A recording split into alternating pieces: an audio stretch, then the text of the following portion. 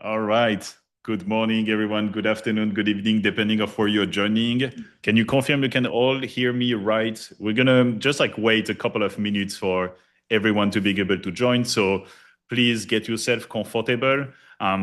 This one, I know when I'm gonna start the webinar. I actually don't know when I'm gonna stop. So, I'm gonna go as hard as I can, sharing a lot of crazy example and answer as many questions as possible until I'm too tired and then we call it a day. But so yeah, get yourself comfortable, introduce yourself in the chat.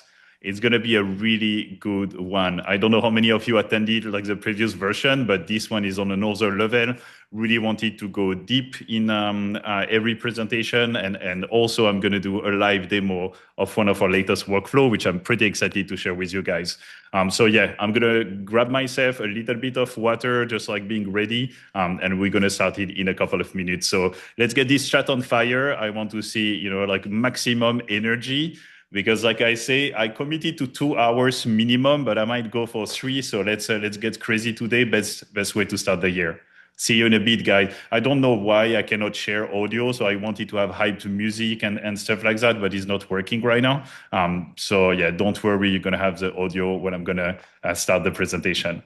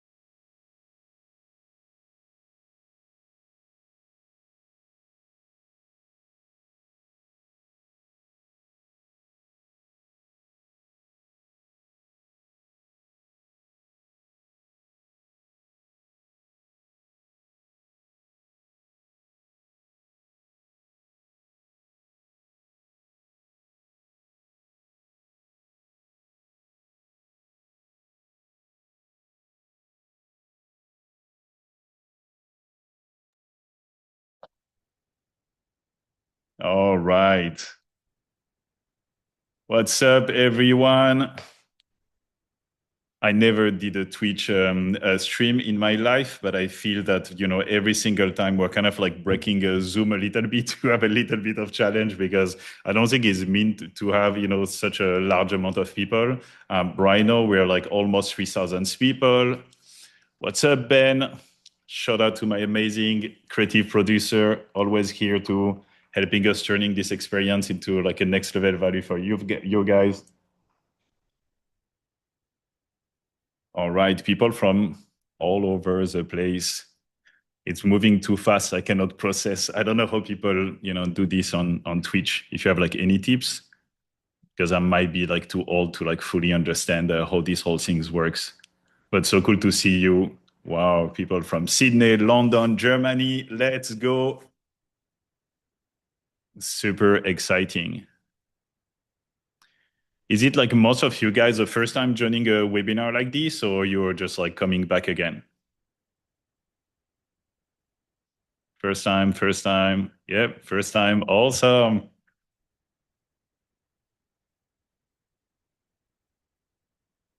So like I said, this is kind of like a different format. Like normally I do 60 minutes, but if you attended the previous webinar, I always ending up extending, to like 90 minutes just because there is like so many questions. And I really like to like take the time, like once a month to engage with you guys, sharing everything we learn. It's kind of like interesting exercise for us as well, because like, it's not like always like the same presentation. So certain elements are similar, but because things are like changing almost on a weekly basis in AI space. It's like always like new stuff. So really trying to take, like as much time as possible in like prepping this session to being able to really showing you the latest and what we can do.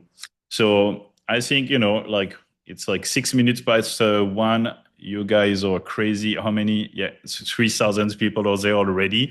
We had over 9,000 signups for this one. I'm going to kind of like get started and just get through, like all the logistic and like the agenda for today's session. Ben, we're good to go. Awesome. So yeah, let's start with today's agenda. Like I say, the time is not necessarily, like what I'm ending up doing here, but basically the structure for today's presentation. I want to start with like an introduction and a welcome remarks and something that I actually added for this session to kind of like giving you as much background as possible of who I am as a founder and creative director, what we've been doing on the studio side and how we're ending up like using AI. Then there is this like new section that I did for the first time for my keynote at the Artist and the Machine in Los Angeles a couple of months ago. And it's called Everyone Hates AI. And I think that's, like the elephant in the room. That's something that a lot of people are still, like debating. Is it ethics? Can I use AI? Am I killing the planet? I'm not going to get in like all the environmental side of things. I might do that for like the next one. But just again, kind of like taking a pulse of like the current creative landscape, how people are feeling about AI and kind of like, what previous era, in the creative world can teach us from like what's coming next. Then I'm going to focus on like why AI is no longer optional. I think this is like a very important stuff. We started 3 years ago. We did a very first campaign for Paris Saint-Germain, Nike, kind of like early on. It was very experimental at this stage, and I'm going to share more about it. But I think now in 2026, like no matter if you like it or not, like AI is everywhere and soon will be in like every single software we use as a creative. And yes, we can still see amazing story like the Intermarché commercial or, like the Apple intro being like fully analog. We're going to talk about that today as well. I'm not saying that analog work will disappear. I'm just saying that, it's still going to be, like a minority. And then the focus will be, how brands and agency can produce more without the typical limitation of traditional production. Then I will kind of like break down, how we build real campaigns with AI in the studio, kind of like the main steps. And like I say, for the very first time, I will do a live demo.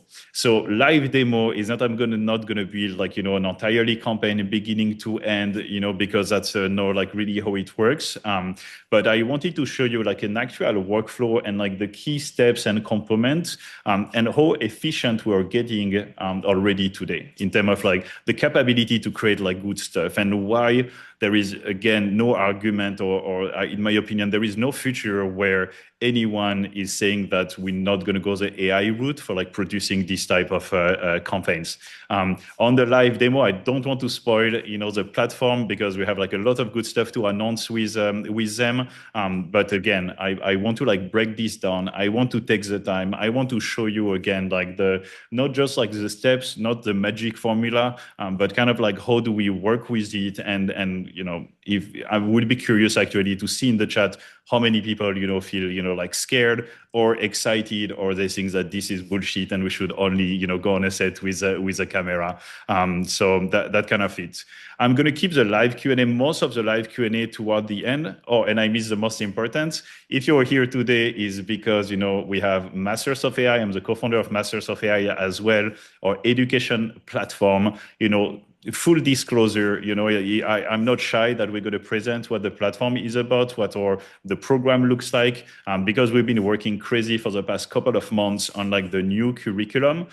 So I want to share this with you. And I also want to share like our new like offering and think that, you guys will be able to get access because you're showing up today. So yeah, spoiler alert, we're going to talk about Masters of AI as well. And then we're going to have the live Q&A. Live Q&A are super fun. Sometimes we have technical difficulty with Zoom, but the goal is to having you asking the question in the chat if you want, but also being able to come on camera, turn on your mic and then introduce yourself and ask your question, just because like way more interactive. And after a little bit, I can get tired about just, talking to myself or talking to the screen.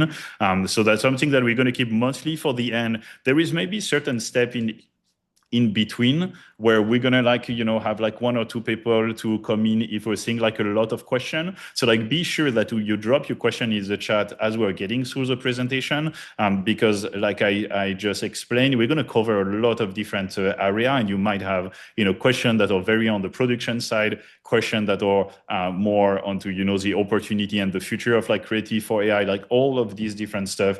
Please like fire your question.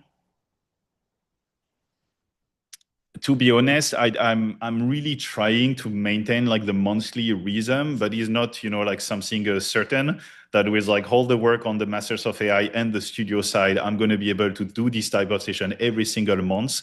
So I want to do it again, and I'm really going to do my best. But really enjoy this moment.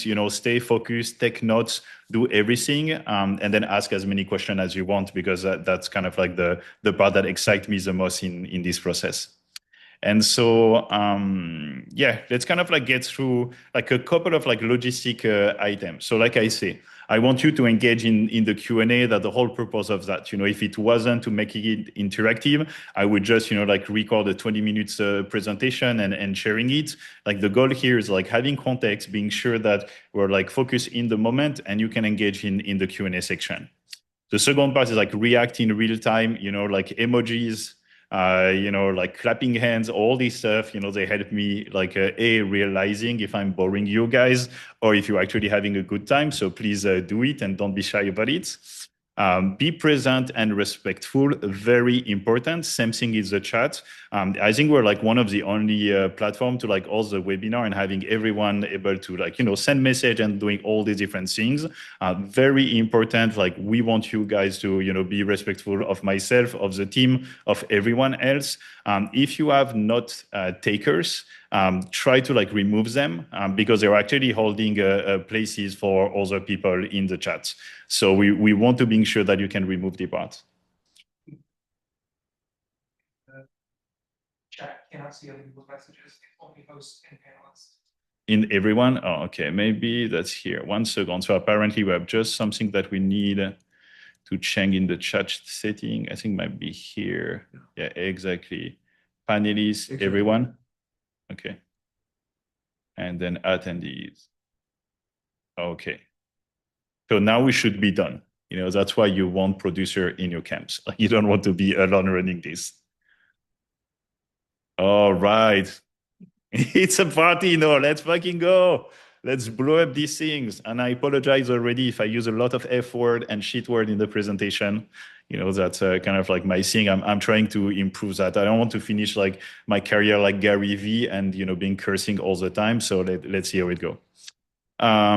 Yeah, no spam or self-promotion. This is fine. You guys can put the chat on fires, but again, just like copying like link or like whatever, it's just like so annoying, right? It's like everyone is here to engage, we're having this conversation. We're putting a lot of effort into that. So like, please, like no promotion of like we're using that platform, we're using this. Like we can talk about this in the question, but don't spam the chat because as you can see, it's already on fire, right? So we're really gonna make sure that we get all the question, Dialdine.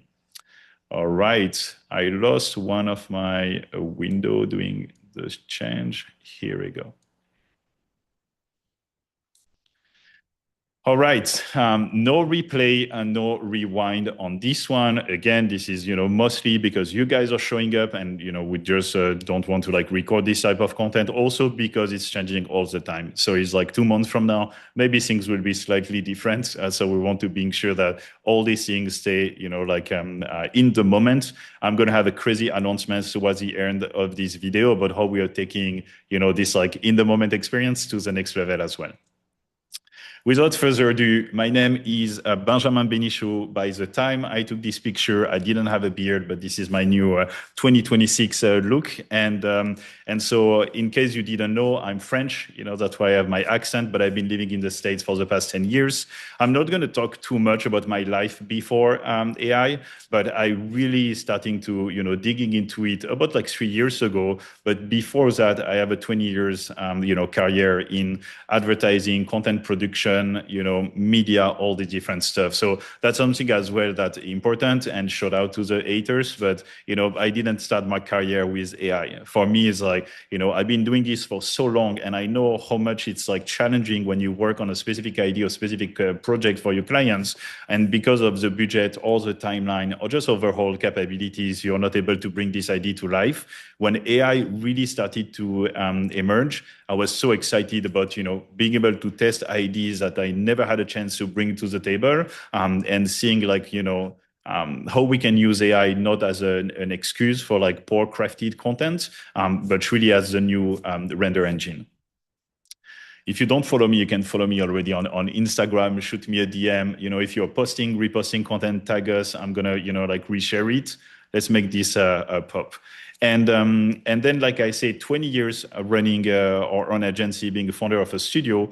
And then officially 6 months ago, we launched 311 Labs. And so 311 Labs is a dedicated AI studio and production company where we actually work for real brands.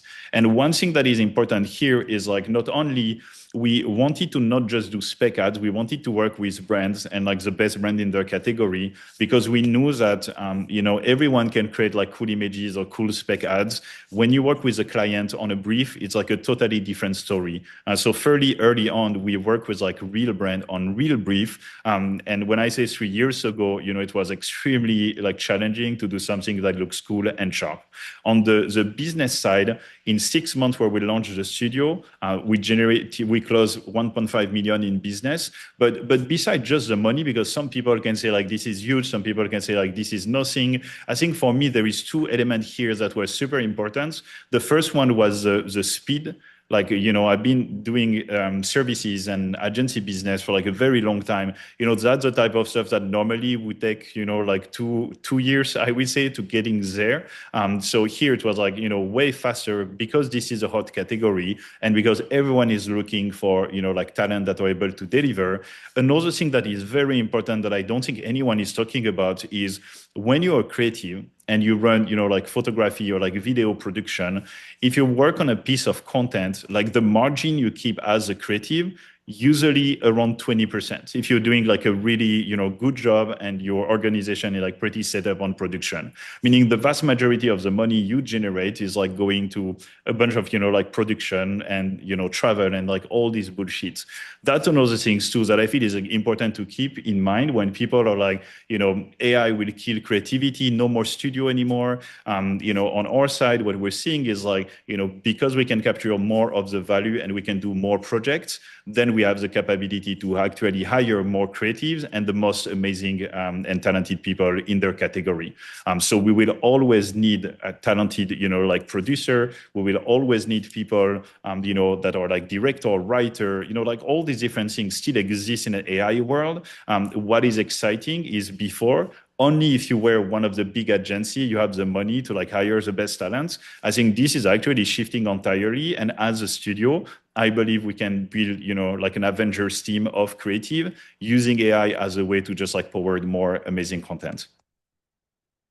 And these are like examples from like, over a year ago, between like 2 years and 1 year ago. And here, as you can see, it was before Nano Banana Pro, but the goal for us was always, we wanted to create images that the fact that we use AI wasn't like an excuse for poor crafted visual. And we started with still images because back then, again, it was, like video wasn't even a consideration. But also what it was important was we wanted models that doesn't look like AI. We wanted to be like true to the brand DNA and guideline and the product integration. That's kind of like what also I feel make us like pretty unique, even for the past 6 months, is is like everyone was struggling with consistency, product integration, and just like creating cool campaigns at all. We were like, one of the studio where like when Nike and Adidas and all these different brands needed, like expert in the field, not just technical experts, but people that also understand deeply, why this image looks great, why this is like a good idea for Lacoste and, maybe not a good idea for Gymshark, like all the different things, super important. And I think having this background truly allowed us to like moving extremely fast in the space. All right, like I say, let's start with like a little introduction. How are we feeling there? Like all good? Let's get the chat popping. Let's go, let's go. All right, introduction. I love this one. This is like a new addition. Everyone hates AI. So that's something interesting. How many people agree on this one? Like no matter you use AI, you didn't use AI, but just kind of like the overall vibe of like, it's kind of like feels that even if you do the most amazing shit, people will always find a way to kind of like put you down. And I'm not going to share you this example here today, but when I did this first version of the keynote, I was sharing the project with this for Hot Topic, which was like a really cute series of like short anime for Baby 3, which is kind of like a knockoff of Labubu. And we were so happy about the output. Like we spent a lot of time like building like the narrative, the effects, and creating this like AI stop motion vibe. I have a 5-year-old daughter. When I show her the video, she loved it. And I was like, okay, like I think we're onto something. The minute we posted it, the client loved it too. The minute we posted it, we get hundreds of, like anti-AI comments, which was, like something that really get me thinking again is like, is it like a problem with like the craft? Is it the tool we're using? Like what's going on with this fucking, like anti-AI stuff? Because it can feel like unfair. Like I understand the feeling, I understand the emotion, but it's also just, like what the fuck, why when we do that, we care so much about the way we did it. And you probably heard about this punchline. I have like a full collection of it. But Guillermo del Toro say, I would rather die than use generative AI. And I think that's like over dramatic. I think that's crazy. But again, I don't think it's stupidity. I think this is fear combined with identity and craft. And this is the exact reaction. This exact reaction like happened before. Like this is not the first time.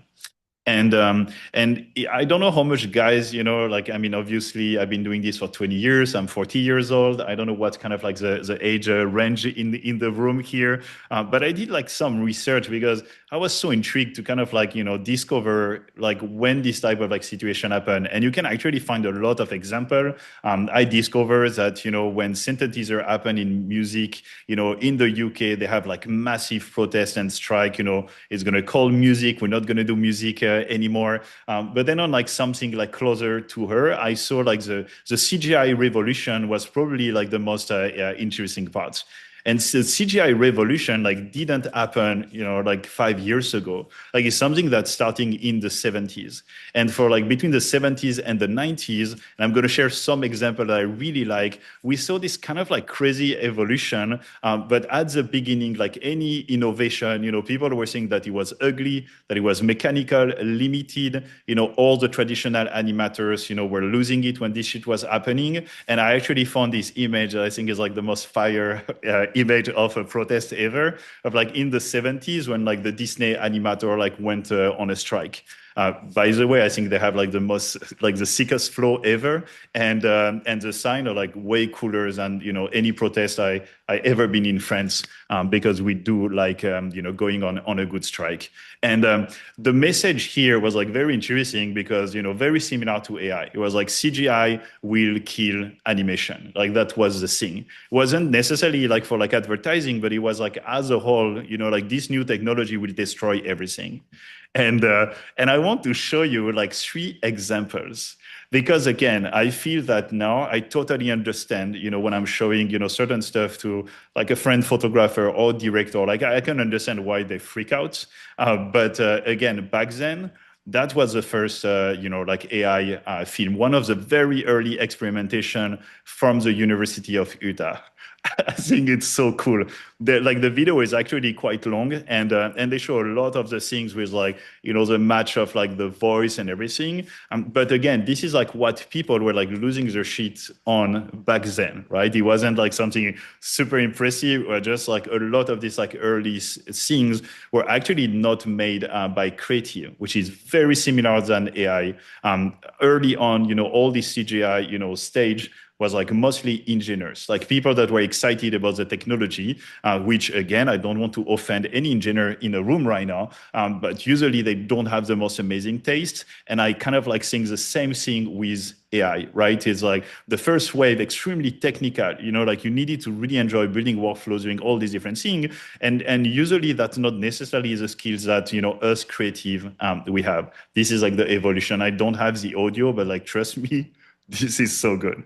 And then when you think that this was like 74, like 10 years later, this is like one of the early Pixar shorts. I recommend you check this out on YouTube if you never watch it. It's very interesting. So it was 1984. 10 years of evolution between like the first one and this. But if you look it, like not crop like this preview, you will see that, it's evolved a lot, creative starting to like use the technology, but you have like so much issues, with like, everything is on the focus, like the lighting, the shadow, all these different things were not like working properly, which again sounds very familiar with the type of feedback we're hearing all the time, less and less now, but like early on when we were, delivering the type of images that I show you, like people were like arguing about the shadow and the light and all these things. And just like, like it's okay, it's like it's moving, it's evolving. And that was the case here. And again, if we kind of like, now we started to like evolve more. This is, the short that kind of like lead to the introduction of PixArt. I feel this is like one of the most amazing piece of content because there is no camera movement, there is no background, but it's like, how do you kind of like take, back then, like where the technology were and bring emotion and bring storytelling, because if you watch this whole thing, this is like basically, like the daddy lamp, trying to teach the kids and, having this stuff, there is no dialogue, there is no human being because again, you get like uncanny valley right away. It's just like a super smart concept and its execution. And then of course the texture and the lighting, starting to get better. And so, what happens there, like between, like this era, again, is like, it's not like nothing happened and AI will not impact anything. Because back then, we have hundreds of 2D animators that lost their job. So it was like a real thing.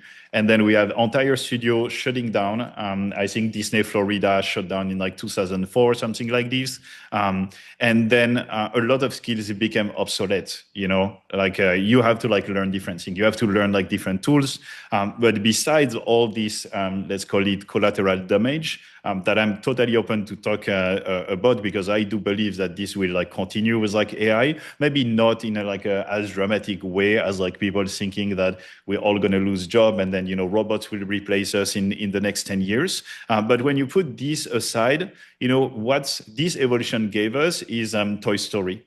How many Toy Story fan in the room? Well, I'm just like zipping a little bit of tea. Yeah. And I don't know if you guys watched like the first one recently. Like they have number 5, I think, coming up soon, which will be interesting. But also like Toy Story 1, I feel like didn't age at all, right? Like you can still watch it today. It's like for me, like one of these most amazing, piece of content. And again, without this evolution in the technology, like this wouldn't have been, like possible, right? And so, my conclusion here is pretty much like CGI didn't kill animation. There is like two elements. I think like CGI enable a lot of things that were not possible before. So like CGI full feature film, like all the VFX from like Tron all the way to the Avengers, like all these different things only possible because the computer were helping amazing creative to kind of like get the story together. And then I'm not even getting started on like the whole video game industry, right? Like what's enabled, GTA 6 is coming up finally. Let's pray they're not going to let us down. But that's so, again, interesting. Like, yes, people lose their job. People have to like change job. Then on the other side, you saw like an entire new like category and industry evolving and coming up. And then the reality is like I don't think like hand-drawn films are like dead at all, right? There is still animator, right? Maybe this is not like the vast majority of the content that is being putting out there, but there is still people doing that. I think studio like Ghibli, they're probably going to be there forever, and I really hope they do, because again, it's not just like a conversation about like CGI versus traditional or like AI versus analog. Is like there is like room for everything when you think about like the content and commercial space. Historically it's always about like efficiency and how you can like create more with in a most efficient way, but not at the detriment of the story. And so like I say, for me, CGI didn't kill the animation, it expanded it. And in general, again, new tools don't erase craft, they change who wins, right? So it's kind of like you have like a new approach now. There is new studio coming up.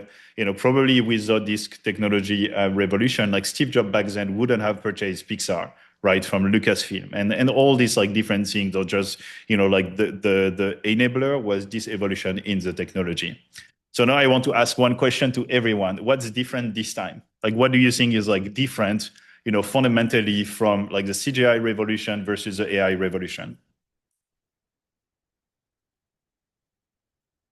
Faster, speed, scale, access, compute. Oh my God, I'm trying to see, like my brain cannot follow. Dude, it's crazy. I'm gonna try to find the features that kind of like slow down. But yeah, I think like at least for me, and there is like few things, like speed is like definitely the biggest change. Because if we look at CGI evolution, like it took 20 to 30 years for like the very first experiments. And when I was looking like year by year, the piece of content and the evolution is like you were taking like 1 year to get to like the next phase of like quality and rendering and adoption. If we look at AI, Midjourney V1 to photorealism, and like video from like the very famous like Will Smith one merging with the pasta to stuff that are actually usable in production, like we're talking about 3 years. So it's moving extremely fast. And another thing too that I think is important is the fact that like CGI kind of like targeted first like animator, which were still like probably like a small portion of like the creative industry. I feel with AI now it's like a little bit bigger, because photography and motion and like all this stuff kind of like impact more people. And when you see the speed of evolution on like still images, for example, I'm sorry again if there's like a lot of photographer in the room, but it's very hard to imagine a world in the near future when it's still more valuable to send a photographer on set instead of like using like AI to kind of like produce the campaign. Still gonna happen, still gonna have like the top 0.1% of brands that want to go like full analog. But again, I also believe that the most amazing photographer, they are not amazing photographer because they know how to press a button on the camera. Like they're amazing photographer because they have a vision, like a creative direction. They kind of like do the whole thing. They're not just like showing up and they know how to use the camera. Because if that was the case, I think there is way more people that know how to use a camera than there is like great photographer. So again, my intuition here, and this is kind of like the conversation we're seeing a lot, is my most talented friend photographer, they are learning AI or they're highly considering it, because again it's like being able to do shit without the struggle of like traditional production. Let me show you this like as a reminder for everyone. So there was like Midjourney V1. I was pretty excited when I first like put a prompt, generated an image, but I think you cannot really tell what you're looking at. I still believe that there is some like artistic value into it, but maybe like not totally usable in a real campaign.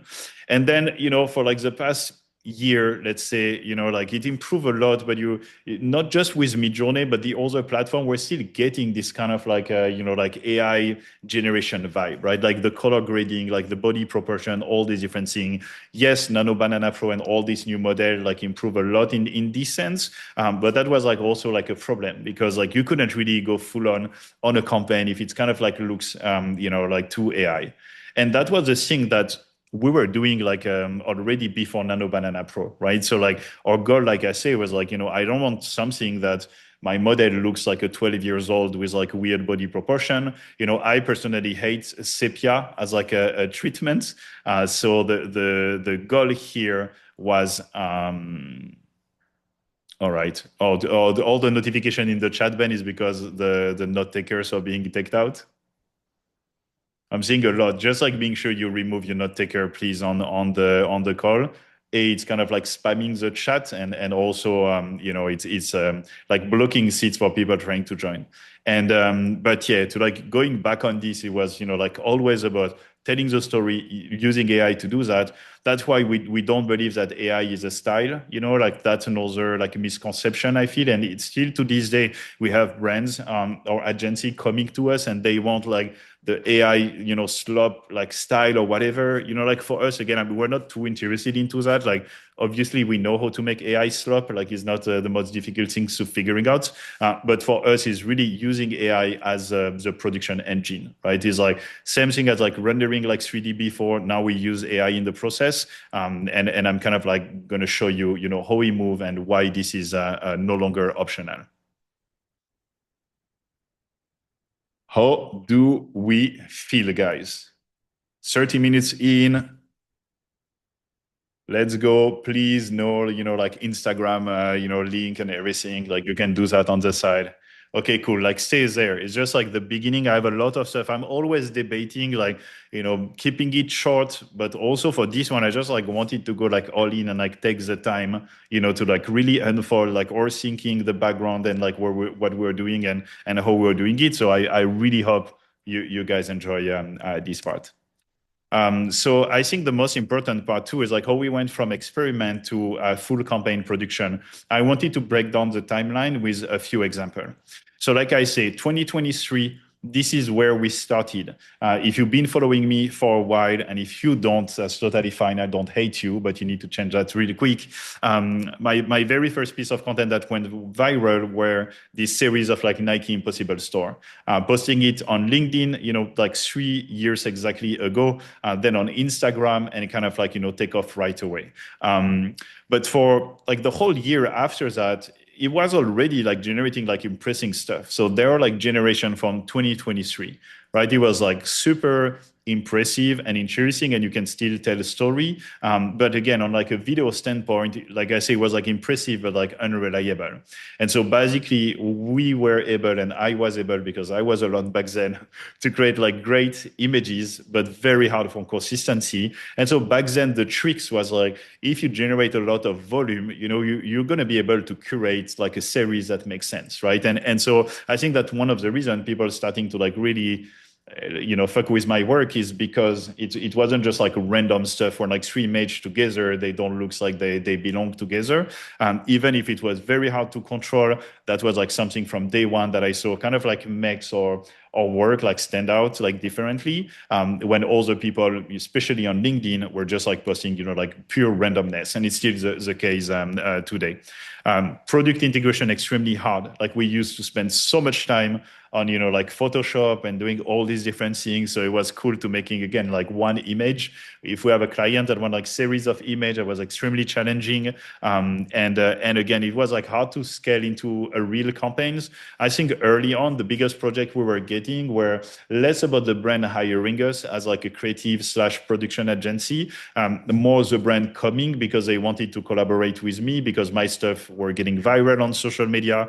And so basically because I did the Nike Impossible Store, then my mailbox was exploding with like every single brand wanted me to do their like version of the Impossible Store, which I'm not always proud to say that I accept a few, because back then I was like, fuck, I don't want to kind of like ruin this concept with like like setting out and working with brand. But it was also just like the beginning, and the reality is that like before you were able to like sell like a full-on campaign customized to your clients, then maybe having like your own style and universe like allow you to get them into it.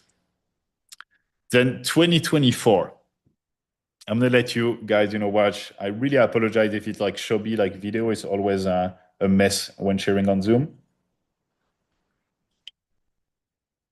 2024 was like already like a big step up. but like especially on the motion side. But as you can see here, like not like a lot were like going on, right? It's like it's cool, it's impressive. We still have the problem with like the consistency and like the motion and like what were the shots that were working well. Pretty much like combination of like extreme close up were working, but anytime you try to like zoom out from the subject, it was just like getting all over the place. And to kind of like showing you like a behind the scene, we were using like mostly Comfy UI back then. So it was like pretty technical and challenging, right? Like for product integration, shout out to Pablo. I don't know if he's here. But Pablo is a wizard.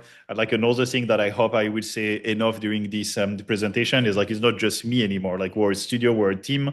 We have Pablo is like our workflow engineer, wizard and sorcerer.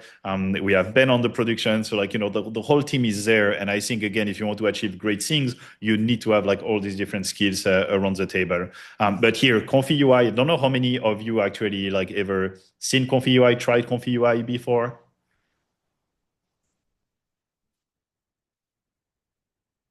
Yes, Comfy UI. No, I do every day. Kind of like a mixed group. Yeah, I mean, Comfy UI, like again, it's still like a very solid, like for the people that are not aware, Comfy UI is open source platform, node-based system. So like if you did 3D rendering or stuff like that, like you're probably familiar with this type of interface. But I think what was super interesting, like specifically early on, is because it's open source, because you can download the models, you can fine tune the models locally, doing all these different things, kind of like really help with innovation because you have like a large group of like people that are just like trying to build the best node, the best packages, and like having all these different application available. And again, you didn't really rely on like having like too many different tools because we were able to focus on like a single platform.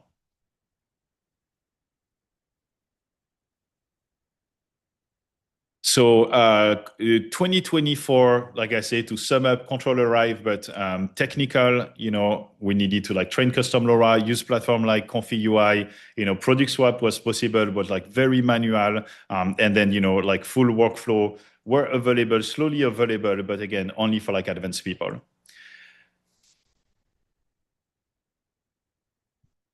I'm going to share like a couple of clips or 2025 projects just to kind of like showing, like the evolution, the consistency, and like the variation of the work, right? From fashion editorial to kind of like more like renders and emotion, to realistic. Like we work with talent, we did a lot of different stuff.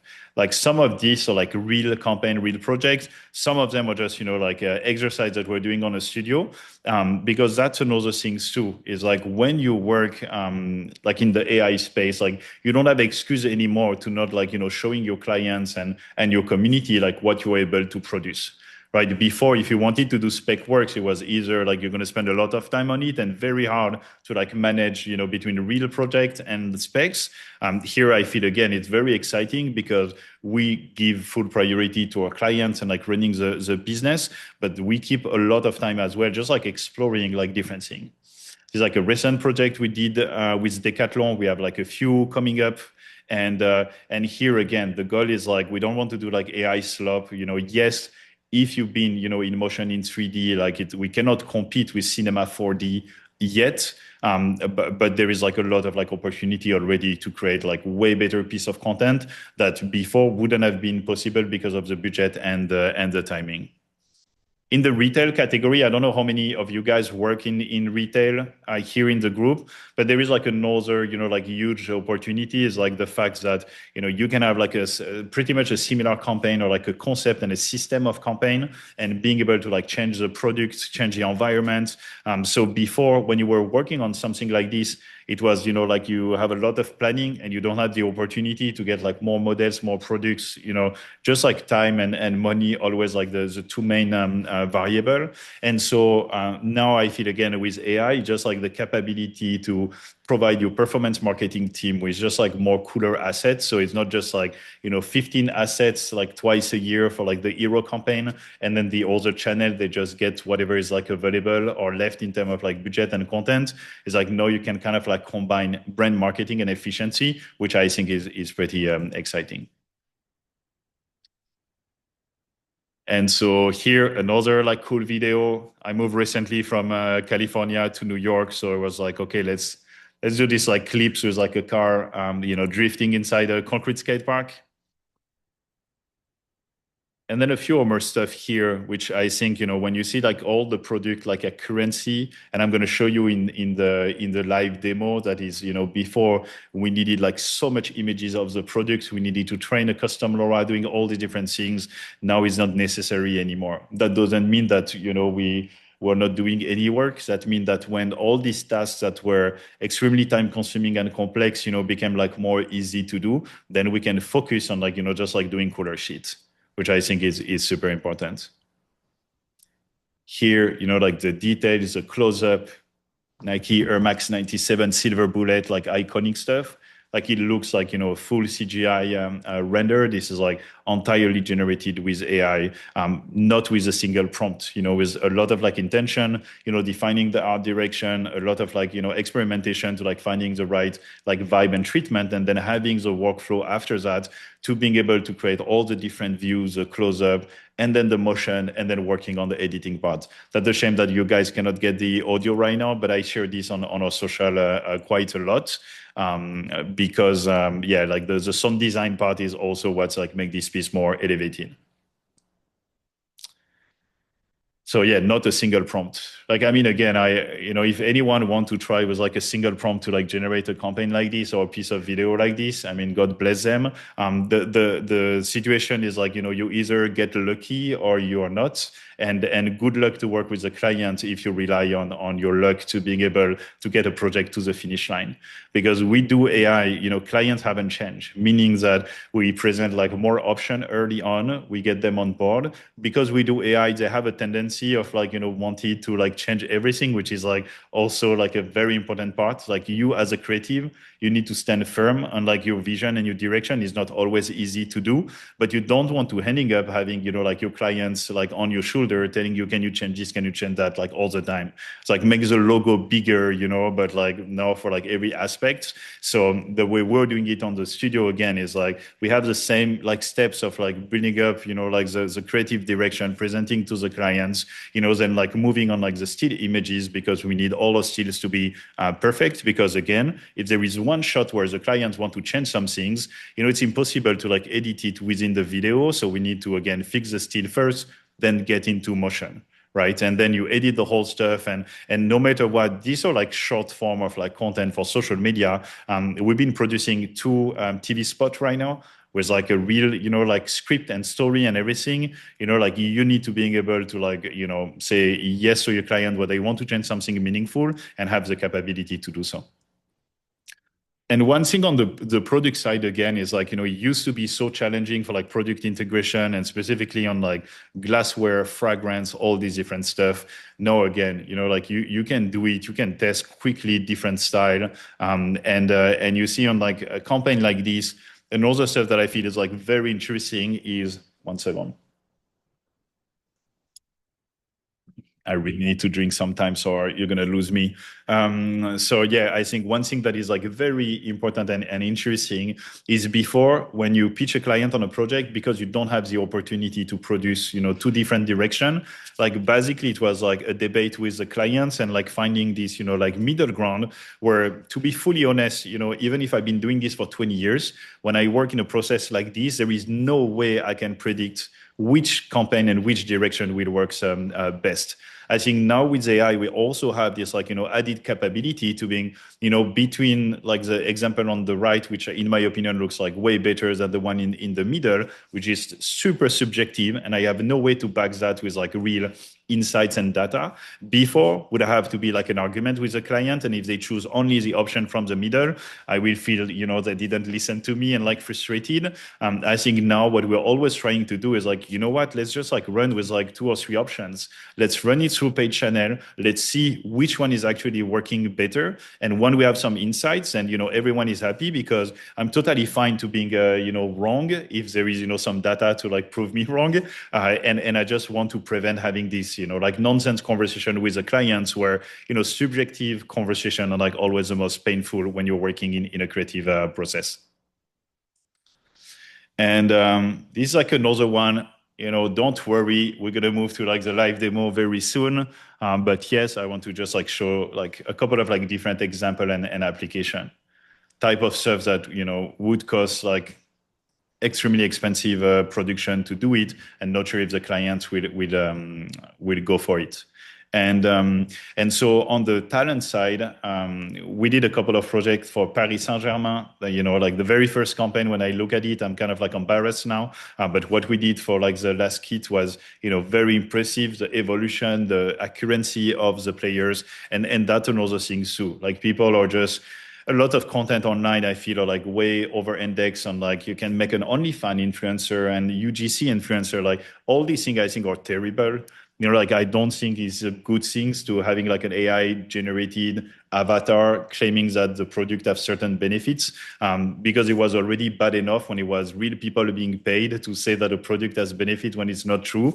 I think here the way we're looking at it is using talent, using influencer, because sometimes it's just like not possible. So the Paris Saint-Germain example, where they were all in the Champions League, the players were not available to do the photo shoots. So it was either there is no photo shoot with the players, or we do a photo shoot without the players. And for this type of example, it's like same idea. Like of course, like a main campaign for Cartier with Beyonce, they probably don't need AI to produce the thing. But what all the other opportunities, and when these things get adopted and it becomes the new norm, and then clients will realize that like, yeah, maybe we want to pay Beyonce for this campaign. We don't want to spend, like 200K on like, all the other like logistic elements of like, finding the location, getting a fucking white leopard on the set, and like all these different things. So I think people need to like understand that as well. It's not just about, deep fake and getting Donald Trump to, to do like a funny dance or this type of stuff.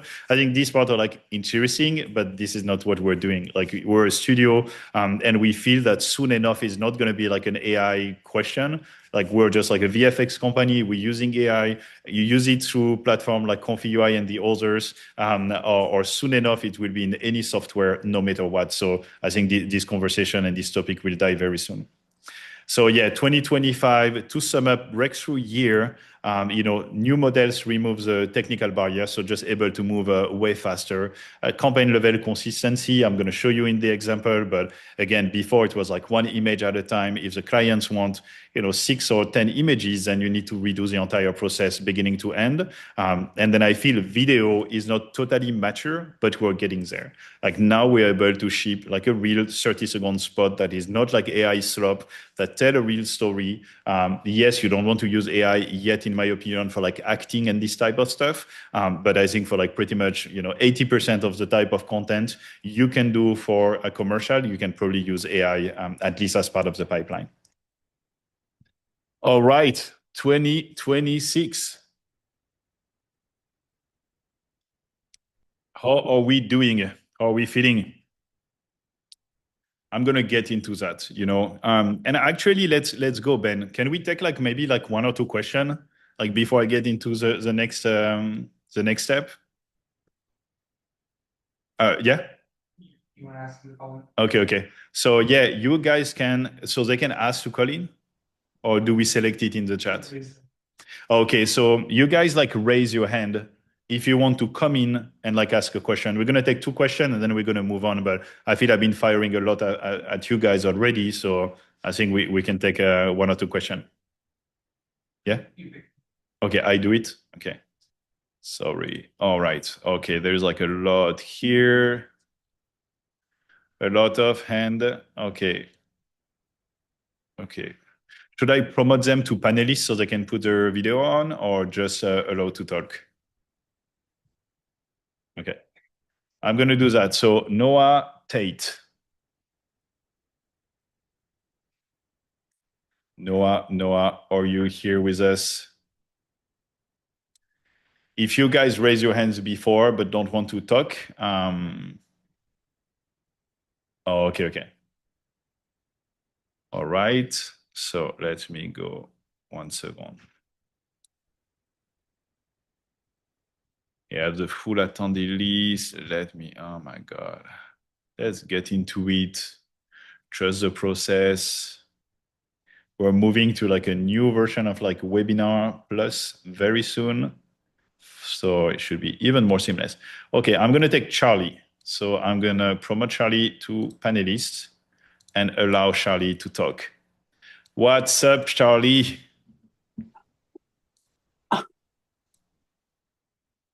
Can you hear me? Hi, hello. Hi, Charlie. We can hear you now. I didn't think I'd go live, but thanks first of all for putting this on for us. I have so many questions, but I guess I'll have to just come up with one. What do you think? I've only been doing AI for the past couple years. The past few months, more taking it more seriously. I am from a design fashion background. How do you think is the best way to monetize one's work for getting clients as a beginner if in the AI field? Because there's so many programs out there. I'm already a part of so many apps, so many different programs. And I just want to know, what would you advise for starting out, how to monetize? Totally. Yeah, that's a very good one. And you say you've been dabbling with like AI for like a couple of years now, and Yeah. your background is like you're a fashion designer, meaning you design clothes, or you work Yes. for fashion brands. Okay. I've worked for fashion brands, the likes of McQueen, Stella McCartney. I Awesome. a fab career doing that. And then I also, well, the past 8 years into costume design for high-end TV here in the UK. So I've had, I'm grateful for the career I've had as a creative. You know, it's difficult in terms of maintaining stability. Not everything's always lucrative. However, I feel with AI, what's great is all my years of experience can culminate into me finally projecting my vision for, you know, design brands, having designed for them, styled for them. But again, it's like, you know, I am confused because I'm like, oh, I'll go. You know, there's an avatar route, there's a UGC route, which I'm not really a fan of. If I'm honest, it's the branding that I'm interested in, and that high refined. I mean, your goals, you're definitely up there with goaded on the AI level.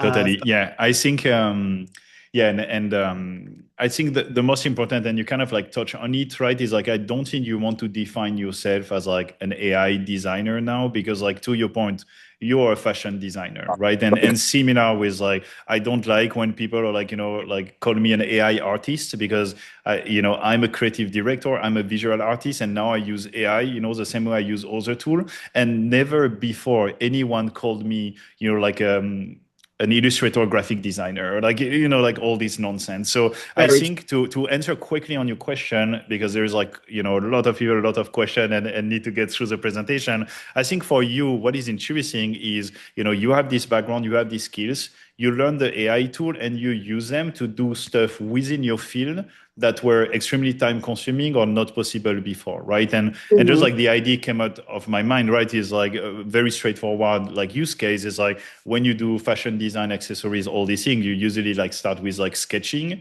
and before, again, when you work with a client, it was like, okay, here is a sketch, right, and it go to the factory with a bunch of swatches, and like all this process takes forever. I have a little bit of experience in this field as well, and I think what is very interesting with AI now is like you can take your sketch, you can create like high fidelity render of the product with different material, different color palettes, different texture, like all the different things. And then you can also put them on a model, right? Like you can do these things without the help of anyone, right? It's like, you know, one workflow. This is like a specific workflow we have in Masters of AI, but it's just like so interesting because this apply for fashion design, furniture design, anything. And I think it's very important because if you go back to your existing clients or you start to like, you know, flex on social media, like these things, you know, people will be able to tell that your, you know, skills and background is a fashion designer, right? But now you're using AI to just, you know, making like better, like helping them to project themselves better in like working with you.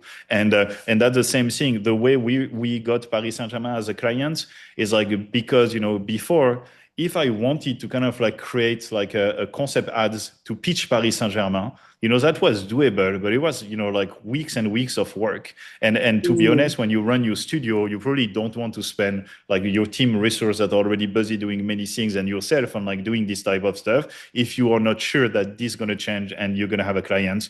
I think with AI now, you don't really have this excuse because, if you lock yourself in for like, 2 weeks, you can probably, revisit previous work, like kind of like elevating these things and going back to your clients or, just like sharing on social, how you're able now to, get from sketch to like high render, like product, making better decision. And I think by the end of the day, when it's like about like designing product and object and all these different things, there is like the taste and like your vision and this part, but there is also, can you solve a business problem to your clients?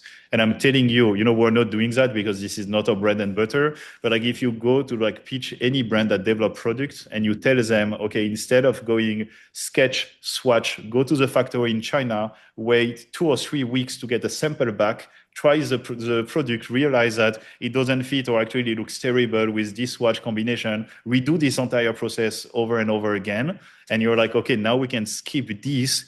And you can send the factory in China something that the leadership and everyone, from the brand side, I've been like, okay, we think that looks fire. Let's go for it.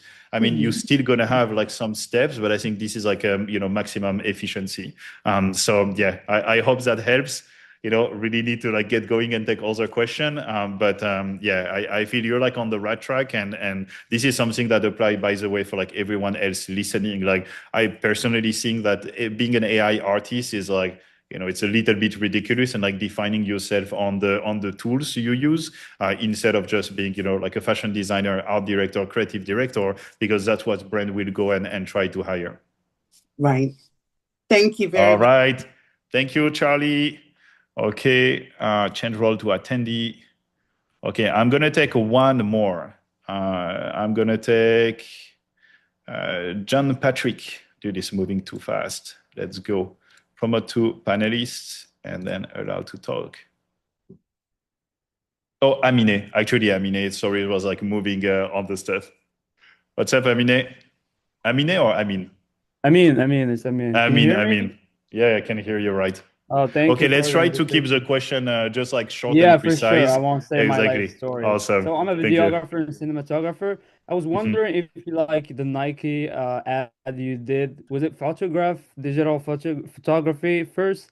And like, how do you imply videography into the AI generation if it's any Mhm. videography, Yeah, photography so implication? again, it's like when you like basically like just to sum up the steps is like at first when we're working on something like the Nike Silver Bullet render, right? Is like the good thing with Nike is like if you prompt like a Nike Silver Bullet, you Air Max 97, you will have like something close, right? But the other example with Decathlon is like a product that didn't exist, so if you try to prompt it, you're not gonna get anything. Usually we try to be on like the research phase as close as possible to like the final product we're going to integrate, because it's more research on like the treatment and the texture and all these different things. And we don't want to start with like an iPhone and has to like swap it with a shoe. We can do it, but it's probably going to be just like unnecessarily stupid work. And so once we have that, then we want to like replace the product. So this is when like accuracy is very important. Client will provide us, usually with, I would say, like 5 different shots, like depending of what we're trying, but we want to be able to see, in the context, the product in all the different angles for the AI part, but also for us in terms of QA, right? Because if we don't have the back of the shoe image, then we cannot, consider if like this is like accurate or not, right? So you still need to get this stuff. You can use AI to help you with like certain angles that are not provided. In the live demo, I'm going to show that in like the context of a model, but that's apply for product as well. And so basically we have the style, we have the vibe, we swap the products. Then we create variation of the shot, different view, close up angle, all the different things. And then we take this into motion. Like motion is actually like it's the final step in terms of like the generation, and we don't over index of like crazy JSON prompt for motion and stuff like that. Again, I think they're like mostly used to kind of like flex like spec ads or piece of content that don't, need this level of consistency. And then sure, maybe in like 2 months from now, Google drop like a new like VO/Nano Banana Pro combine, and then everything I just say right now will be outdated. But from kind of like the ways the technology works and the steps, like I think at least like right now, if you want to be consistent in the work and being sure that you show your client what is going to be in the film in the end, like you need to follow these key steps. And then upscaling, editing, VFX, we are not using AI for these parts. We have editors, we score the stuff, because like sound effect generated or audio generated by AI, again, can be fine for like, just like making a AI slop or brain rot. Like if you work with a client, I don't think it's solid enough as a solution. So you take some elements and put them in like DaVinci for like color grading and fine tuning the final So render, right? not DaVinci, but again, I'm going to show that in the live demo, like the main platform that we're using at the moment. Thank you so much. All right, you're welcome. All right, let's go. I'm gonna just like being sure that I don't kick you out. I mean, I just want to put you back on the attendee. Can you do that, Ben, or no? Control to attendee and then table talking. Okay, we should be good. All right, awesome. Let's continue on this ride. So like I say, creating campaign with AI isn't optional anymore. It's expected. I mean, if after everything I just show you, you still don't believe it, then I don't know what I can do for you. But that was a reason for, this, like, taking the time on the introduction, on the example, like breaking down all these different things. I think for 2026, the model will continue to get better, but on image generation consistency, I think it's very hard to, do better than Nano Banana Pro. Yes, like ByteDance will release another model and you will see like incremental evolution, but nothing from what we saw in like the past couple of years. And what I feel is like real shift this year is not like the AI model, it's accessibility. And that's a big topic. And yes, that's a smooth transition to talk about this amazing platform that we're using. But I think this is like what makes the whole difference. Like as a team, even me, even if I have Masters of AI and we're training people, it's been so hard to kind of like find all the talent that we can work together because Comfy UI is not really built for that, right? It's good for like next level nerd. It's not really made for like collaboration across a different creative profile, different creative function. And so before how it looks like, and I'm probably missing a bunch of logos, was like all these different platforms. When we launched Masters of AI a year ago, like the very first ideation and the second version of the curriculum, I think we're covering like, maybe like around 15 different tools, and you needed to like switch tools for like every single steps of the process, extremely painful. You need to like, do ideation in one part, and then you move for image generation and you edit and you go in Photoshop, like all this like context switching. Again, if you wanted to do it, we were able to do it, but it was, like a pain. And if you work within a team, which is probably the vast majority of you guys as well. Like if you work on your own, it's totally fine to use all these different stuff. Even if you work at like a small agency or like small brand with like 2 or 3 people, you want to work as a team. And I think that like very important. Yeah, I probably forgot like a bunch of logo here. To be honest, didn't spend like a lot of time on like designing this one. Wanted to just like showcase all these like different logos, and like I say, probably like you can make this like triple and you get close to the reality. And so I think we move from like the fragmented era with like all the different models, tools, platform, and like chaos. And for me, complexity kills momentum. That was my Kanye West moment. I wanted to have this effect, and that's why I want at some point to do this on a stage. So we can have like all these beautiful slides living in the context. Consolidation is starting. So I mean, it's starting already a while back. There is like multiple platforms that exist that kind of like serve as like a one hub with like everything in one place. But I think again is like like the right tool for like the right moment. I feel that lower friction with faster adoption across the board, which means that again like if you work at an organization, now it's like a reality that the team can like work together. That means that competition will also move faster because it's going to be like faster and faster to use this different platform. And without further ado, I wanted to introduce, like a platform that we're, pretty happy to call partner now, because we're partnering up with them on Masters of AI for a lot of exciting stuff, as well as the studio. And one of the main things for us was, and I'm going to do the live demo right after, we wanted to be able to replicate the vast majority of the workflow we're running on Comfy UI within like a single platform. So not only Flora, they're like technically our neighbor, and we love the team. Shout out to Weber, shout out to like everyone if they're like part of the conversation. We are literally 15 minutes apart, so we had the opportunity to meet before. But I think for us, it was like always about like, can we bring the same level of production within the platform?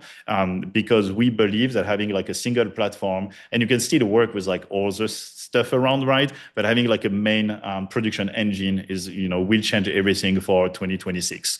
And so, one platform, all the models, there is still certain models that are not available, open like Midjourney. You still need to use Midjourney on the side, but I would say the vast majority of the models are available there, which means that it also helps with like being constantly, following all the latest update and drop and figuring out which model works best or no. Like now we can just like literally testing out and switch from one model to another inside one platform. The thing that really get us with Flora was the fact that the team is like, they're all creative. Like it's like a team of creative working for creative.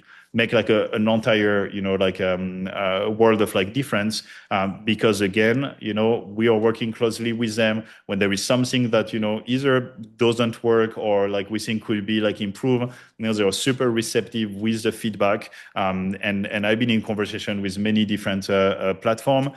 I don't consider myself like an AI influencer, like I never wanted to be like positioned as like, you should like claim my code to like using this. I'm saying that I'm going to give you a code soon, but I'm going to say why we're doing it. But just like switching like every other week, like having another platform to promote another model, it's like really about, like using it and being confident that this is something that we can teach our students at Masters of AI, that we can teach the companies that we work with, and we can use it like internally. So yeah, and I know some people are like asking the difference between Krea, Wavy, Xfield. I think like, pretty much in the landscape, you have like the models and then you have the platform that like aggregate all these different things. So there is a few, Flora is not the only one. And everything we're teaching in the Masters of AI, by the way, is not, like tied to like a single platform. Is like, learning the workflow, learning the steps and the process that you can apply, everywhere you want. But the things for us, like I say, was like few reasons where we were, let's go with Flora, let's push with it. And I'm going to explain a few there. So first one, by the way, if you never tried Flora before, give me 1 second for this one. We are, the team were like kind enough to give me a code for everyone on the webinar. If you create a Flora account, you will get 2,500 free credits for AI generation. That's on them, that's on us, like nothing ask more. You get 25% discount on the subscription, and then you get 2,500 credits, which is, like still a good way to kind of like getting started. So I think, Ben, can you try to like put the link there, because you guys need to use this specific link. It's probably going to be crazy. Maybe if you guys want to like slow down just a minute on the messages, I mean, really nice to like see all the messages coming in. But so yeah, we're going to put the link and you click on it. Flora has like a free trial. There is different plan after that. No matter what you sign up, you get your 2,500 credits. And if you don't, you can reach out to Flora support team. I'm not sure if Carlson is looking at us right now. Maybe I get like a message after this and they're like, we're not doing this anymore, Benny. So yeah, let's see. I want, like thousands of people like getting access. This is for like new users. So if you've been using it before, we have like other perks down the line, but I think it's still interesting. Again, you can like explore. What I'm going to show you in a minute is like built on Flora. So, that's something as well that I'm not sure if you're going to be to like, try the entire thing on your own, but I think at least you can like have a feel and like see the platform and kind of like get a feel for it. So no, Flora is not in Xfield. So Flora is like another platform. So it's like a platform where you have all the models, Nano Banana Pro, like all the ByteDance, all the video model, everything in one place. So you use the credit and you're being able to use it. And I believe the discount will apply once you take, like a paid plan after. Again, I don't want to spend forever on this one. If it doesn't work, let's like you guys can reach out to support and then they will figuring out. But to your point, the thing that always, I know Xfield is very popular and I'm not here to talking shit about anyone, but one thing that I feel, everyone should be mindful is anytime they claim like unlimited generation with Nano Banana Pro, for example, like this is not sustainable because Nano Banana Pro is very expensive. And usually if you sign up for like an unlimited plan is like too good to be true. And you will put on like queue that takes forever to generate your images. So you probably don't want to do that. I mean, that's fine if you do it, if you have it. But again, here is like being sure that you can use it in like a real professional setup. Don't have to like press generation and then come back 2 days later to see what you've been able to generate. All right, let's continue. Not working. I know, I knew it. Like, I mean, first try. Yeah, exactly. Yeah. Is it working for like anyone? Can like, if it works for you, just like drop some up in emojis because no, yeah, not on cell phone. You guys can like keep the link, save it, like maybe try it. I have your email addresses because you sign up. So, maybe like keep the link, being sure you copy and pass on the side. And then we send you like an email with an update. Sorry if, like something is working. I'm thinking like for some people it's working. So again, it's like new account. You sign up, you get the discount and the credits. Okay. You get the credit. You don't pay anything. You get credit-free account, and you can, don't start using it right now. Let's continue with the presentation. All right. So how to build real campaigns with AI. I'm just gonna like break down like the step again of like how we are doing it, and then I'm going to show you the live demo. But basically, like I mentioned before, kind of like the idea of like building like world building, like environment. Like the main different things right now is like we can still do mood board and references, like we use it like a lot, but we also want like pretty fast in the process to being able to like develop the campaign environment that we're going to pitch to our clients.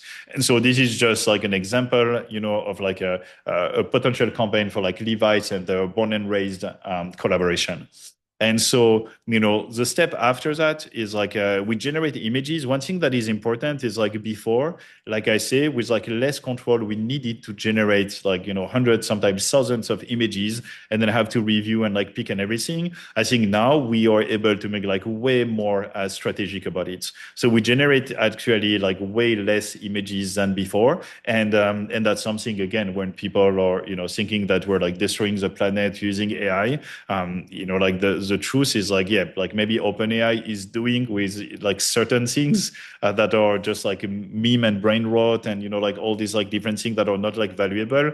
I mean, what we're doing on our side is, doesn't use more energy than like any other type of like campaign we would have done before. And so the part that is still important, very important, again, once we have the vibe is like the human curation. So like deciding, what we're going to put into the campaign and how we want to present it to the clients. And one thing that changed dramatically, I would say in the past 6 months, it's like the capability to edit the images without having to do a lot of post-production work in Photoshop. And that's something, again, like before, if you have like a crooked end, so like you can see here, on the end that like holding the steering wheels is kind of like, all mushy, and it's still using like a recent model, but like this type of shit will happen. We can fix and improve pretty much everything directly within like Flora and other platform. So that's like another evolution. I know Adobe is like really hard on like, they're going to have all these AI features in their tool. I mean, that's sad to say that because we probably use mostly Adobe for the past 20 years. Now we feel that like Adobe hasn't been built, primarily for this type of workflow. Platform like Flora, they had started with like, Gen AI in mind and understanding all the different steps and the process that we need as a creative to being able to use the most of this new technology and models. I don't want to have to like open up in Photoshop, select, and doing all these different things. And product integration, right? Big stuff. That's what, in my opinion, make like a project viable or not. Again, like I explained before, when I answer the question, we needed to like train entire, like custom LoRa's on products, take a lot of time, take a lot of resource, and then accuracy wasn't even perfect. Now is like pretty much with like one image reference, we can integrate the products. So that's also like, game changer, because I'm still impressed that there is like, sometimes brands that come to us and show example of like what other studio did with AI, and then the product looks terrible and this type of things. I feel now is like you don't have excuse to doing this type of stuff. And then give me 1 second. Honestly, I don't know how people do for like streaming, like 8 hours, 12 hours. Like maybe I need to like develop these skills. But thank you, Erwan. Erwan is refueling me as we go. So yeah, the image variation part, very important too, because like before, and that apply for still images and that apply for video as well, right? Is like before I generate an image, I need to like pretty much redo the entire process of like product integration, editing, and all the different things. Now, and I'm going to show you in a minute, once we have like the key visuals that we like, we can generate, like all the other variations. So like close-up shot, like wide angle, like all these different things. And it's not just like the demo we're seeing a lot with like, camera going up, down, like this type of stuff, like that's fine. It's more about like, how do we create, like really dynamic shots without having the need to produce from beginning to end the entire image. We still need to like fix and polish and doing all these different stuff, but the efficiency, it just, like crazy right now compared to before.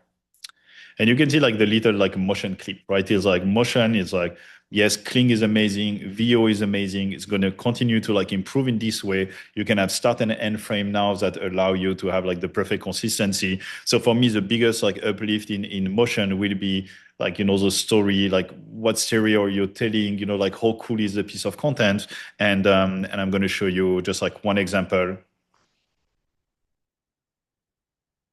This is not a full length video. This is something that we actually did before the drop of Nano Banana. And, but it was like already we can tell like, okay, we can like push like the environment, the vibe and all these different stuff. So just like another example I mentioned before, like the system. This is something that I feel is like a huge opportunity for 2026.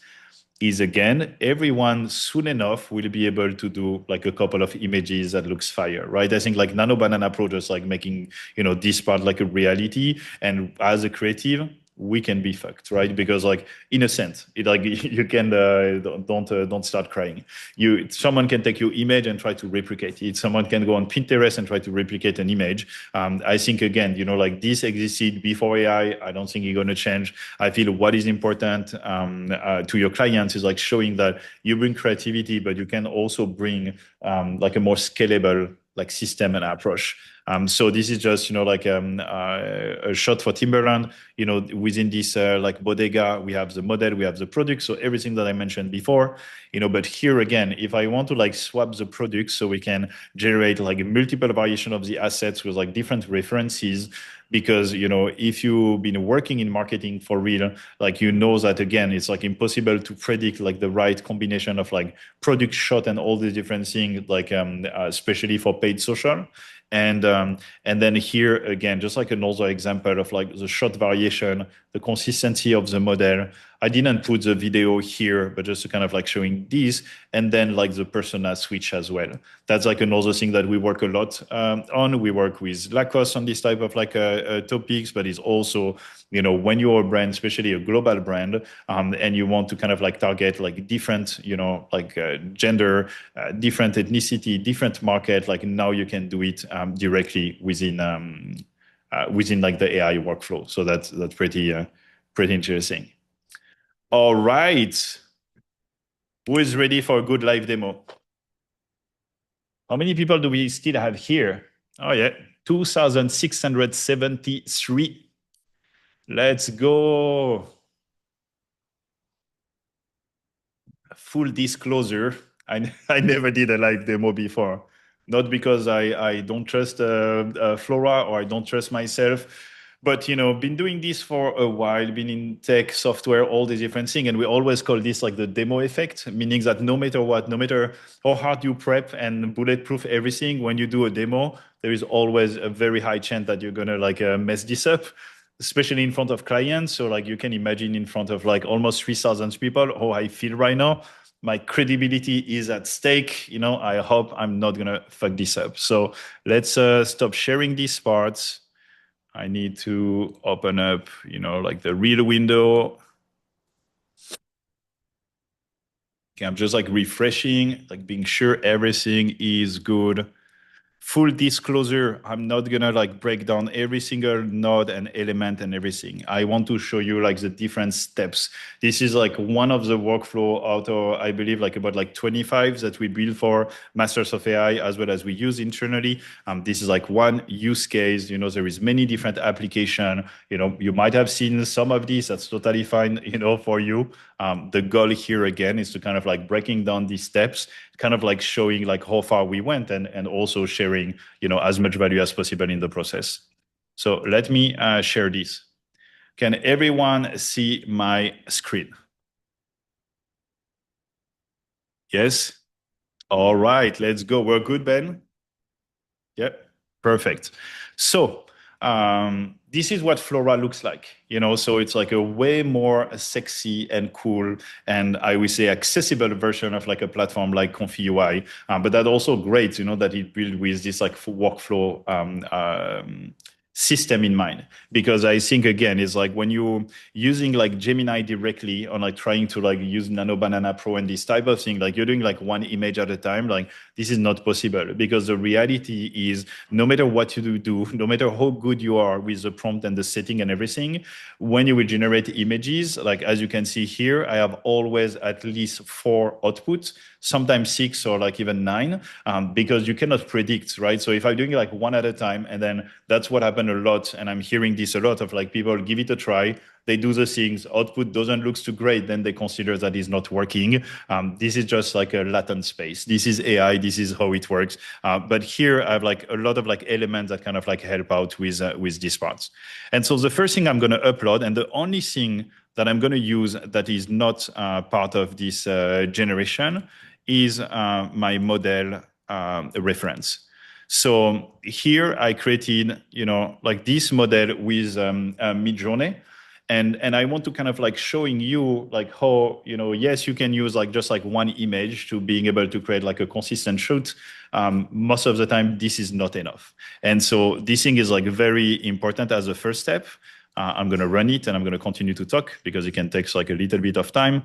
But basically, the very first step here is to take this like, like first shot and then being able to create a grid with like 4 different like variation angle of the face. Because the reality is like when you work on an editorial piece of content, not everything will be shot like usual suspects. Kaiser Soze. I don't know if like, many of you as a reference here, but that like, super important to being able to like provide like different variation. Of course, here I'm showing you with like a fully AI generated model and pipeline that can work with like real people. The rule supply is the same. Is like, if you want to like integrate for yourself an avatar, a talent, an influencer you're working with, like you don't want to just make the beginner mistake of having just like one front face. You want to have like different variation. And then here, what's going on is that basically we have our system prompt that doing like a lot of the magic here. And then we have a little bit of context, which actually I think is like from like a previous generation, is not even mandatory. And so basically here, is like taking like the system prompt, the image input, and then it converting the whole things, within like a JSON or like a more detailed instruction with the reference of the model. That's kind of like very important here. That's another serve too that, before, to being able to do this type of stuff, you needed to like build a custom GPT, put your prompt, put it in GPT, like get the prompt back, like all these like different steps. Like here, we build the workflow, so like you don't have to do that. And here we're like seeing a first one that is like coming out. So like consistency is like pretty crazy. And I got like different option. Like I say for like, the realism and the angle and all these different things, minimum 4 generation.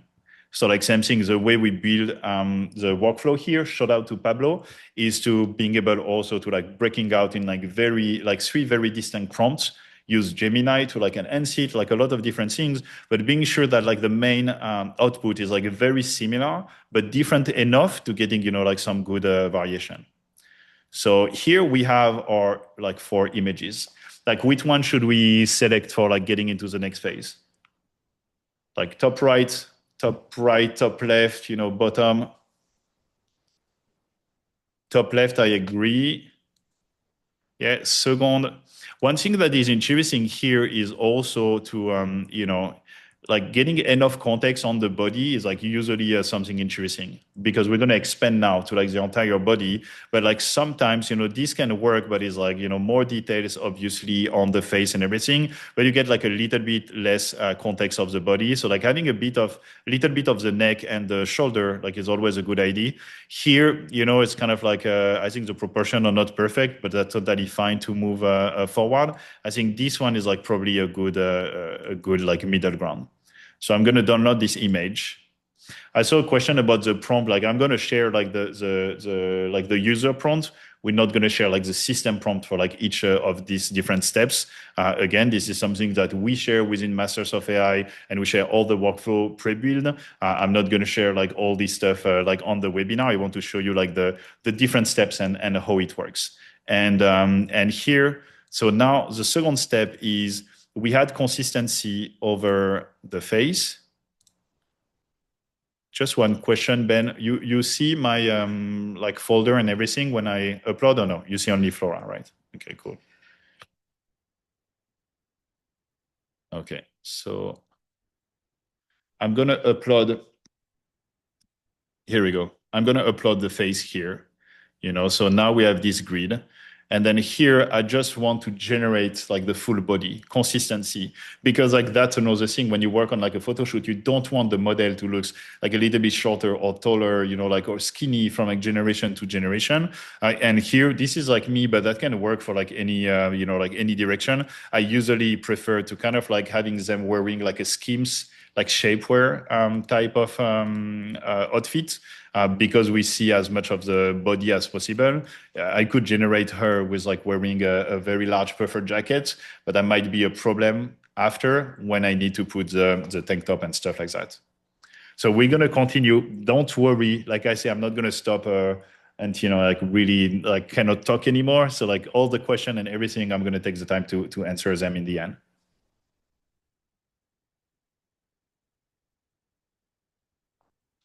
And yes, so basically it's like, we have the system prompt that is like basically giving like the full instruction of like what is supposed to happen next.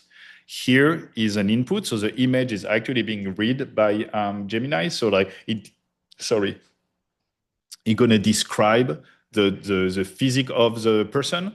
And then here we're adding, like extra instruction. So like basically all the prompt that we've been using, like we build this system. So it's just like, way more easy to kind of like getting through all the different steps without the need of like creating like a very complex prompt. All right. So this part is generating. We're kind of like setting up all the ingredients that we're going to need in the end.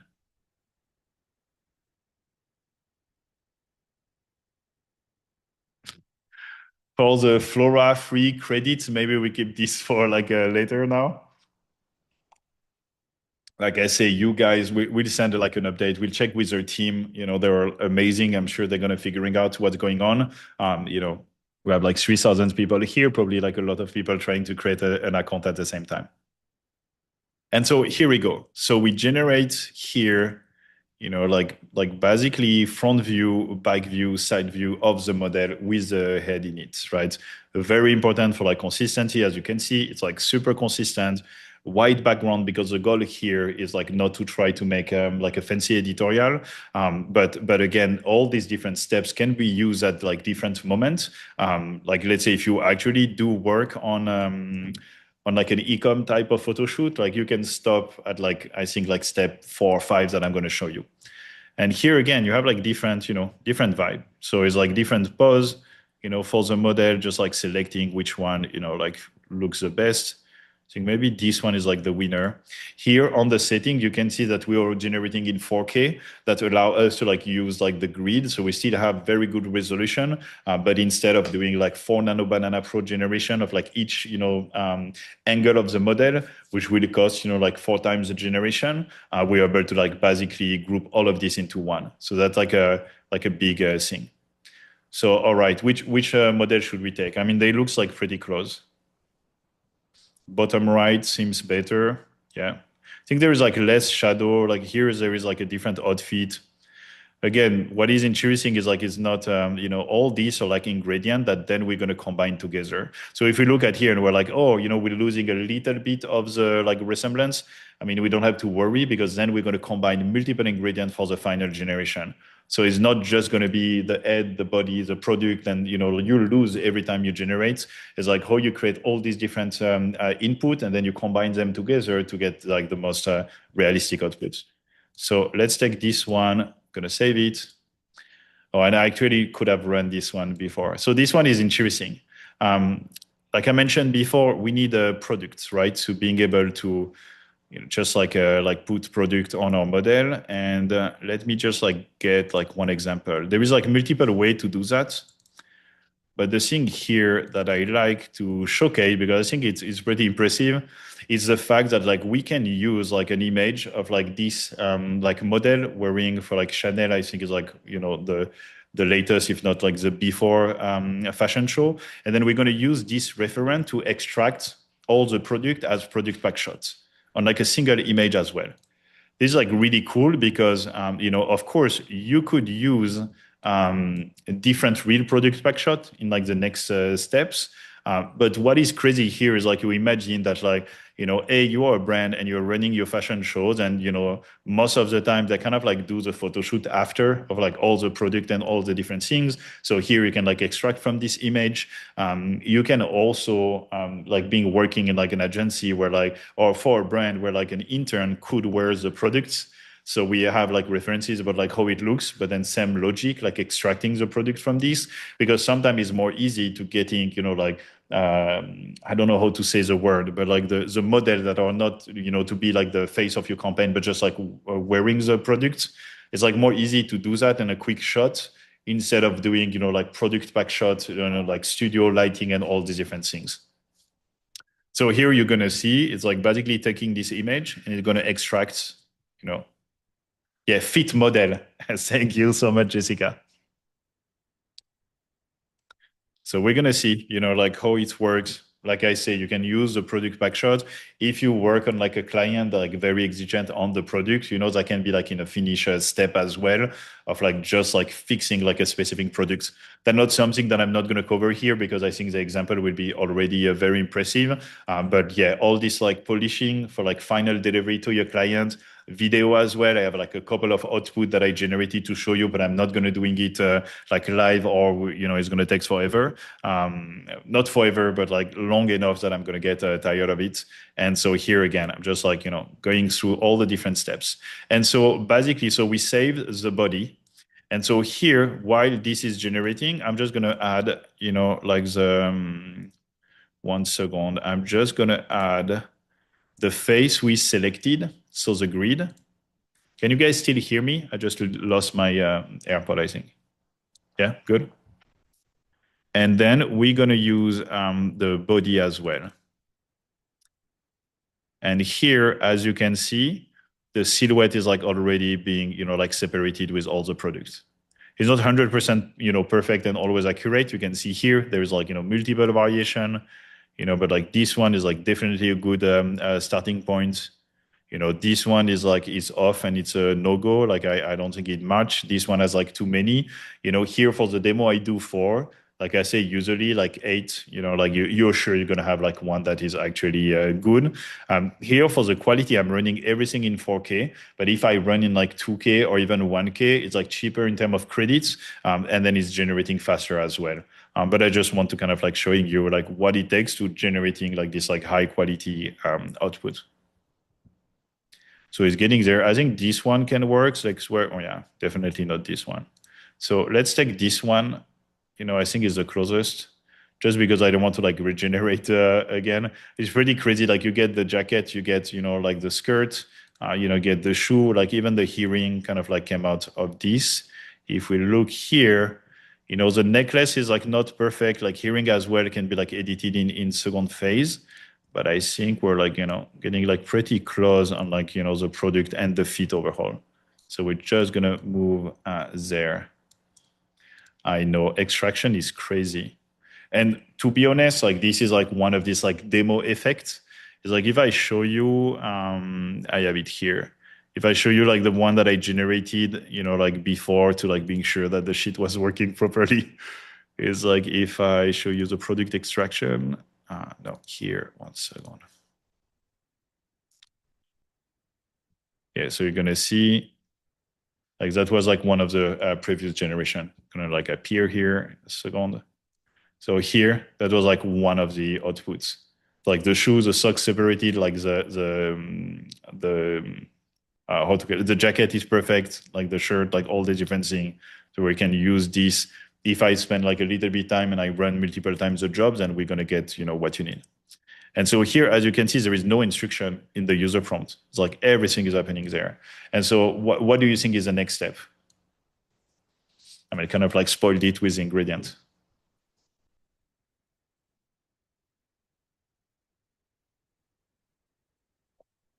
Exactly. In terms of credits, I mean, I'm not too sure. But I know that like, Nano Banana Pro, like 4K generation is about 25 cents. But, you don't have to go for like 4K. So obviously like 1K, 2K, 4K, you spend like more credits. We give like amazing credit package to Masters of AI students, and that's why like when you're ideating, when you're working on it, like there is like other like different approach. Like we don't recommend, I know exactly what I'm doing and where I'm going. If you're just like iterating on IDs and everything, like you probably don't want to go like 4K Nano Banana Pro, like cranking like 50 generation at a time. But also with that being said, the reality is like the price gonna get down, right? Is like, Nano Banana Pro has like a big head start, with this shit because they generated like they released the most powerful and efficient model. None of the competition has been able to like reach the Nano Banana Pro point right now, but ByteDance with like Seedream recent update, like everyone is like chasing. And so I think like the goal for Google is obviously to like drive as much adoption as possible. So I think the cost will go down, and I really hope I'm not saying anything wrong, but I don't think like Flora is like marging on the cost of this, right? Like you use the platform and there is a credit, so the more affordable it is, the more you will be able to generate for like your credits. And I think that the goal of like every platform is like being sure that you can generate as much as you can and really using them within your professional setup. So here we go. So here we have our model with like perfect consistency across like the body shape and everything, the head. We have subtle variation on like the hearing, for example, and then like a couple of like different pose. So here again, I can use that and generate like more variation of the silhouette, but you're going to see very soon that is not mandatory. And but like very, very consistent, like here's like introducing the stylism and just like different variation. I usually like to kind of like not necessarily have only like the pure like front view of the product, because like 3/4 is like what like the AI sometimes struggle with. So we're going to use this one. Why did I start with the shapewear? Because if you see here, oh my God, what happened? Oh, sorry, messing around. If you see here, you know, like at first I need this body because let's say if I have like multiple outfits, right? I want to be sure that I have consistency over my model, right? So if she's wear different outfit across the campaign, then I have this ingredient, I have her face. Pretty much, you know, these parts are locked across the entire process. I don't want to change it anymore. So yeah, I could use this as kind of like a grid. So like I mentioned before, I could have say here. Apologize, I did a mess. I could have say here that she's wearing like the Chanel outfit or like add the Chanel outfit as an ingredient, but I just feel that it's better to having, you know, her wearing pretty much nothing. And by the way, I can also prompt and ask for her to be, you know, more tiny, you know, like different body shape and all these different things. So yeah, it's like building up the ingredient and like the stuff that I'm going to be able to use. And in terms of like an e-com standpoint, like same thing, I could like here add that I want like a different type of background, a different type of, you know, like lighting and all these different stuff. So yeah, it's pretty structured.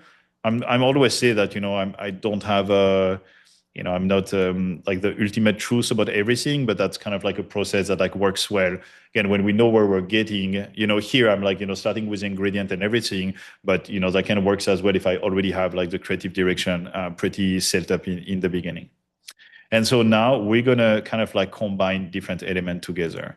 So I'm gonna, you know, like upload our model now that she's wearing the proper outfit. You can have up to 7 ingredients in Nano Banana Pro. So you can add more stuff. The problem is I think the more you add ingredients, like the more like crazy can be the generation. So that's why again, like these steps kind of like works pretty well. So, you know, I still want, you know, like the product, I want, you know, like this part to be accurate. And then here, you know, I'm just gonna try like a different location. So I want to like run 2 actually for this one to kind of like showing you the difference. But image generation, multi-references. And we try with this one. And actually, I'm going to put the product back in here because we're going to use like her face again in like the final images. All right, so my 3 ingredients here that are ready, and here a Chanel editorial campaign with a model standing in front of an empty gas station in the middle of the desert, introducing angle and point of view, shot on film, grain, analog. So we have these things.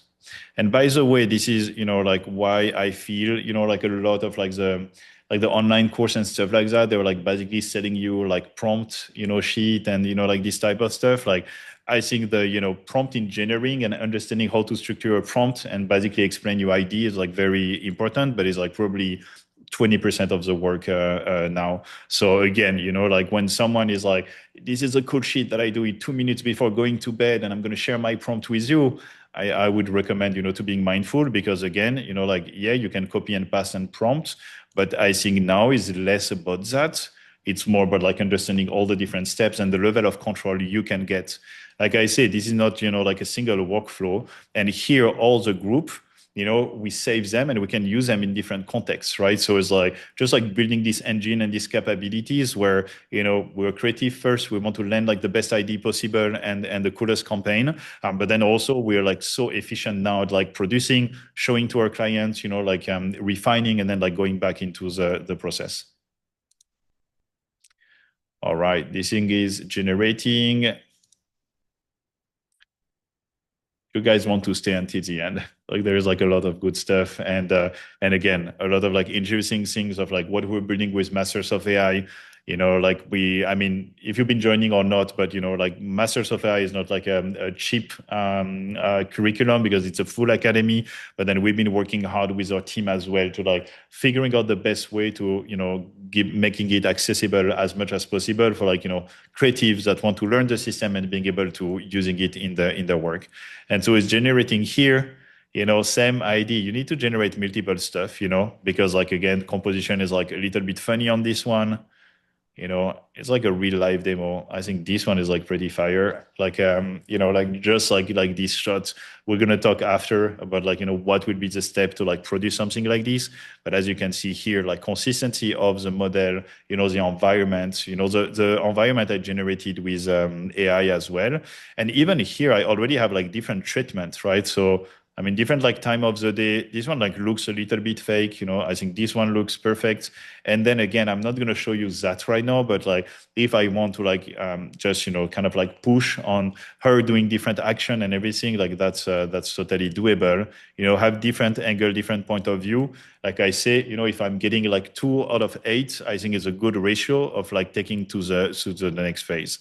But one thing I wanted to show you, because I think it's kind of like cool to like pushing on like the brand element and direction, is like I actually created just this like location of like a Chanel like store in the desert with like the car. So like I generated this to just like being able to make like a real campaign on brand and showing you like how easy it is to like switch like the location and everything. So when people were like asking like the question with like the client and everything, I don't think you should show up with like 15 option to present to your clients, but I think you have the opportunity to really move like the different like different territories, like, and explore different things that wouldn't have been possible before. You couldn't go to multiple locations on a shoot and like doing all these different things. And so in this case, there is this like famous art installation, I believe in Marfa, with like a Prada store in the middle of like the deserts. That is really, really cool. And so, yeah, just like messing around with like this like reference in my mind, because I think, yeah, like Eric Brunetti, the founder of Fucked, mentioned me these things when I was interviewing him, maybe like 10 years ago when I was running a media as well. And so I thought it was like a really cool art installation. So anyway, just like generating this, making it Chanel, maybe Prada people will be mad, but I don't think it's actually owned by Prada. And anyway, just kind of like getting into like a different spot. And so now we're getting, all these different options as well. I'm going to select one here. I'm not done even in this like process. I think like the magic will happen at the last step, sorry. Do you think that is already kind of like cool and impressive, or this is just like something that you saw a million times already and was super easy to accomplish?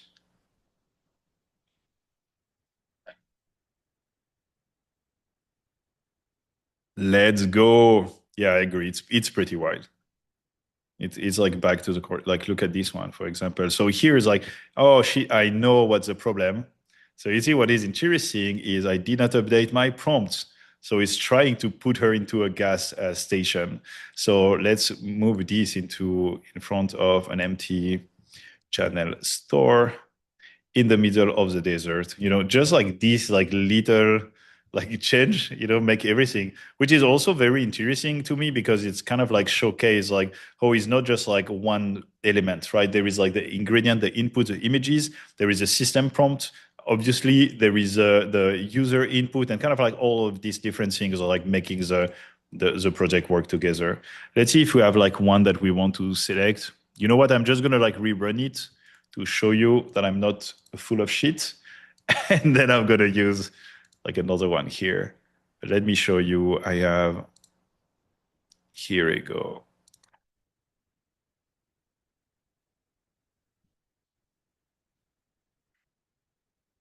I'm gonna use a model grid.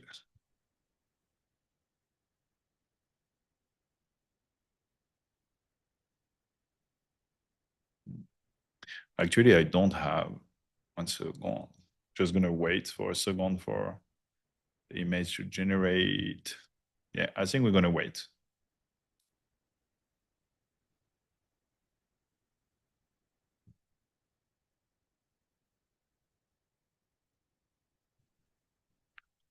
And how do you guys feel in terms of like accessibility? Like me personally, fucking like the just like the effect here and the UX, but like UX, sorry, UI. But I know, a lot of creative like are not really used to like node based and the workflow, and we're seeing a lot of content where like people are actually making things that looks, in my opinion, more complicated than they should. But like how do you guys like feel with like this? It's very different from like Photoshop and other software. Yeah, I agree. It's like it looks like Figma. I think that obviously like one of the main thing, right? They are trying to build, like the next generation Canva, and I think that's also like why we it resonates a lot with us because yeah, it do like looks like Canva, Figma. Oh my god, you can tell that I'm getting tired a little bit. Looks like Figma, and also what is really cool is like you can work in a team, right? So you can have multiple people accessing this, which is like pretty interesting. You can share it with your clients if that makes sense depending on the project, and the roadmap is like filled with like crazy updates. So in the coming months, it's going to be like really really exciting. So here we go. We have a couple. Which one are we going to pick? This one is cool. We're kind of like missing the car in this one. Again, this is not like the final shot. I think this one gives enough context for what next. So I'm going to download this one. And you're going to see what's going to happen. And then I'm going to show you, the output in big. But here, so I put back again the ingredient of the face of the model because that's usually where it's like a problem. And like, especially if you go to kind of like a full body shot and then you want to have some like close-ups and interesting element as well, you want to be sure that like the face is not lost within this process. And so let me see. All right, I'm going to use this one. Why is a PNG download? Good point. And they were actually shipping this feature very soon because we requested it to being able to like copy and pass from like one node to another node, like an image. Right now, you cannot do that. So you need to like, download and re-upload, or you need to like access it in your, like generation history. So you can see I've been like testing a lot of things here. It's like very good point, but very soon it's going to be covered. And so here, is what we call like multi-angle generation. And what it's going to do is like use our master prompt, and I can add more, like input. And we have actually different variation of this workflow. One that is like specifically on like building up like a storyboard. So like step-by-step storyboard that, you can present when you're pitching a film. We have another one that we call action progression.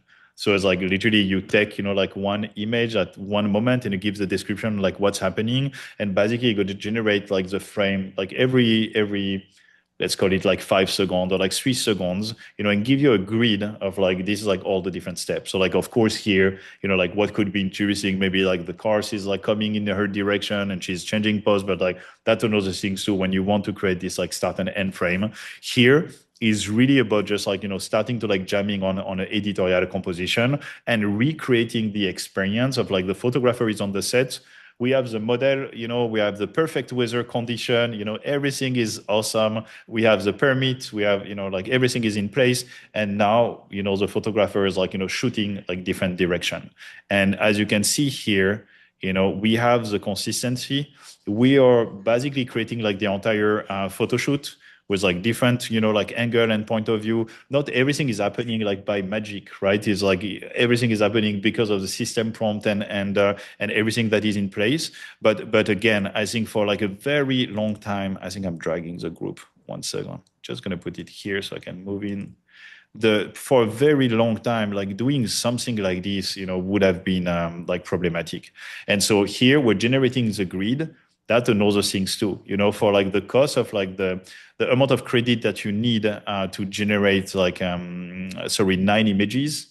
One images, you generate 9 images, and then from all these different shots, I can extract one and basically turn it into like a 4K image. I'm going to show you. I think we did 2K for this demo, but I'm going to show you the output and the selection.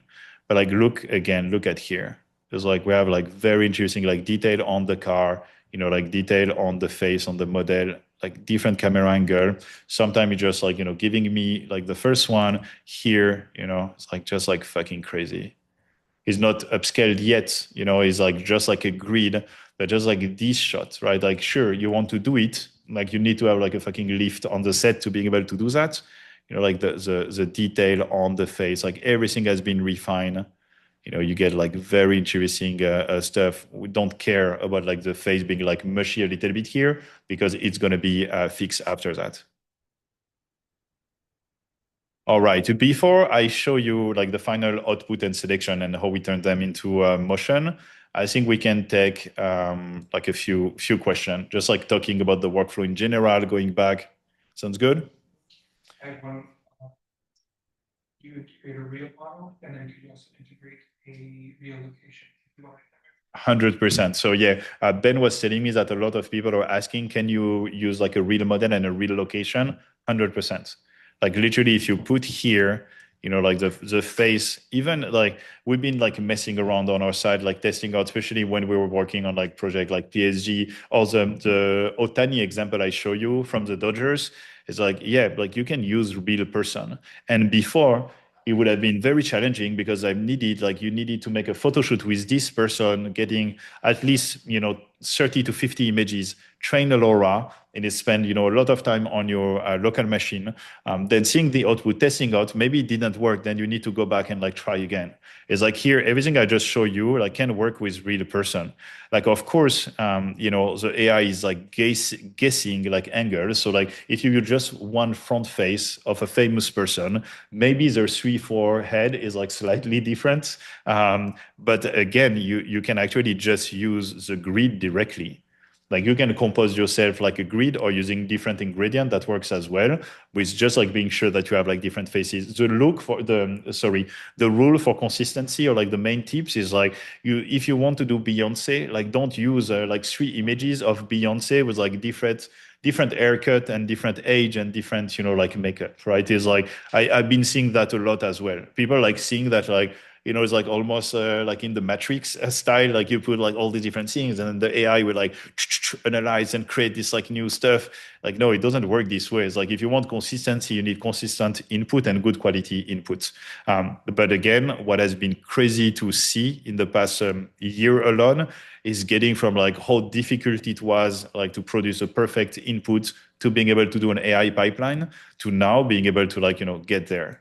You want to use an existing location. I actually didn't want to use this example for the demo because didn't want anyone to like, say bad things about me. At least, I hope that's not the case. And, but yeah, you can use an existing location. If you're a photographer yourself, I think there is like so much opportunity of like revisiting like your work and your style and just like taking it to the next level.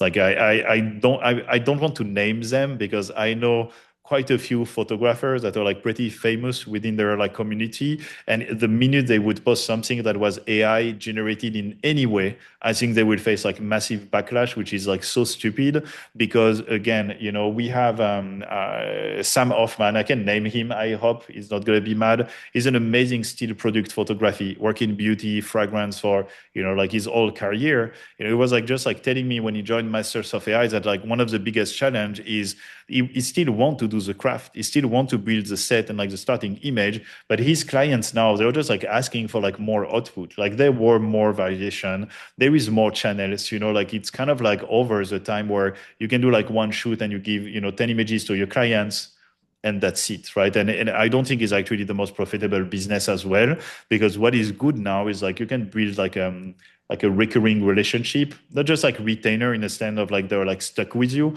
but more in this idea about like, you provide the good shit and then you do it again and then you explore and the relation is like seamless. That's like a way to, in my opinion, like keep and grow the business in the future. All right. Should we take some question, Ben? Just going to take 2. They have to be quick and focus. Then I'm going to continue and showing you the output, Masters of AI, because I don't want my team to fire me as the boss of Masters of AI. And then we're going to take as much time as you want to answer all the questions. And I can go back in slide, can go back to the workflow, doing like all this good stuff. So yeah, let's just take 2 people. Okay, let me try to make sure. It's so annoying because here we go. So you say Miles is at the top or, I can find them, right? Miles Bennett? Yeah? Hilton. Oh, I don't see Miles Bennett. I don't see the Miles you're referring to. MYLES, right at the top. Say it again? Oh, yeah. Sorry, guys. Ben gonna come next to me. You see, you can be killing it with AI and being like so stupid with trying to get people on board on Zoom.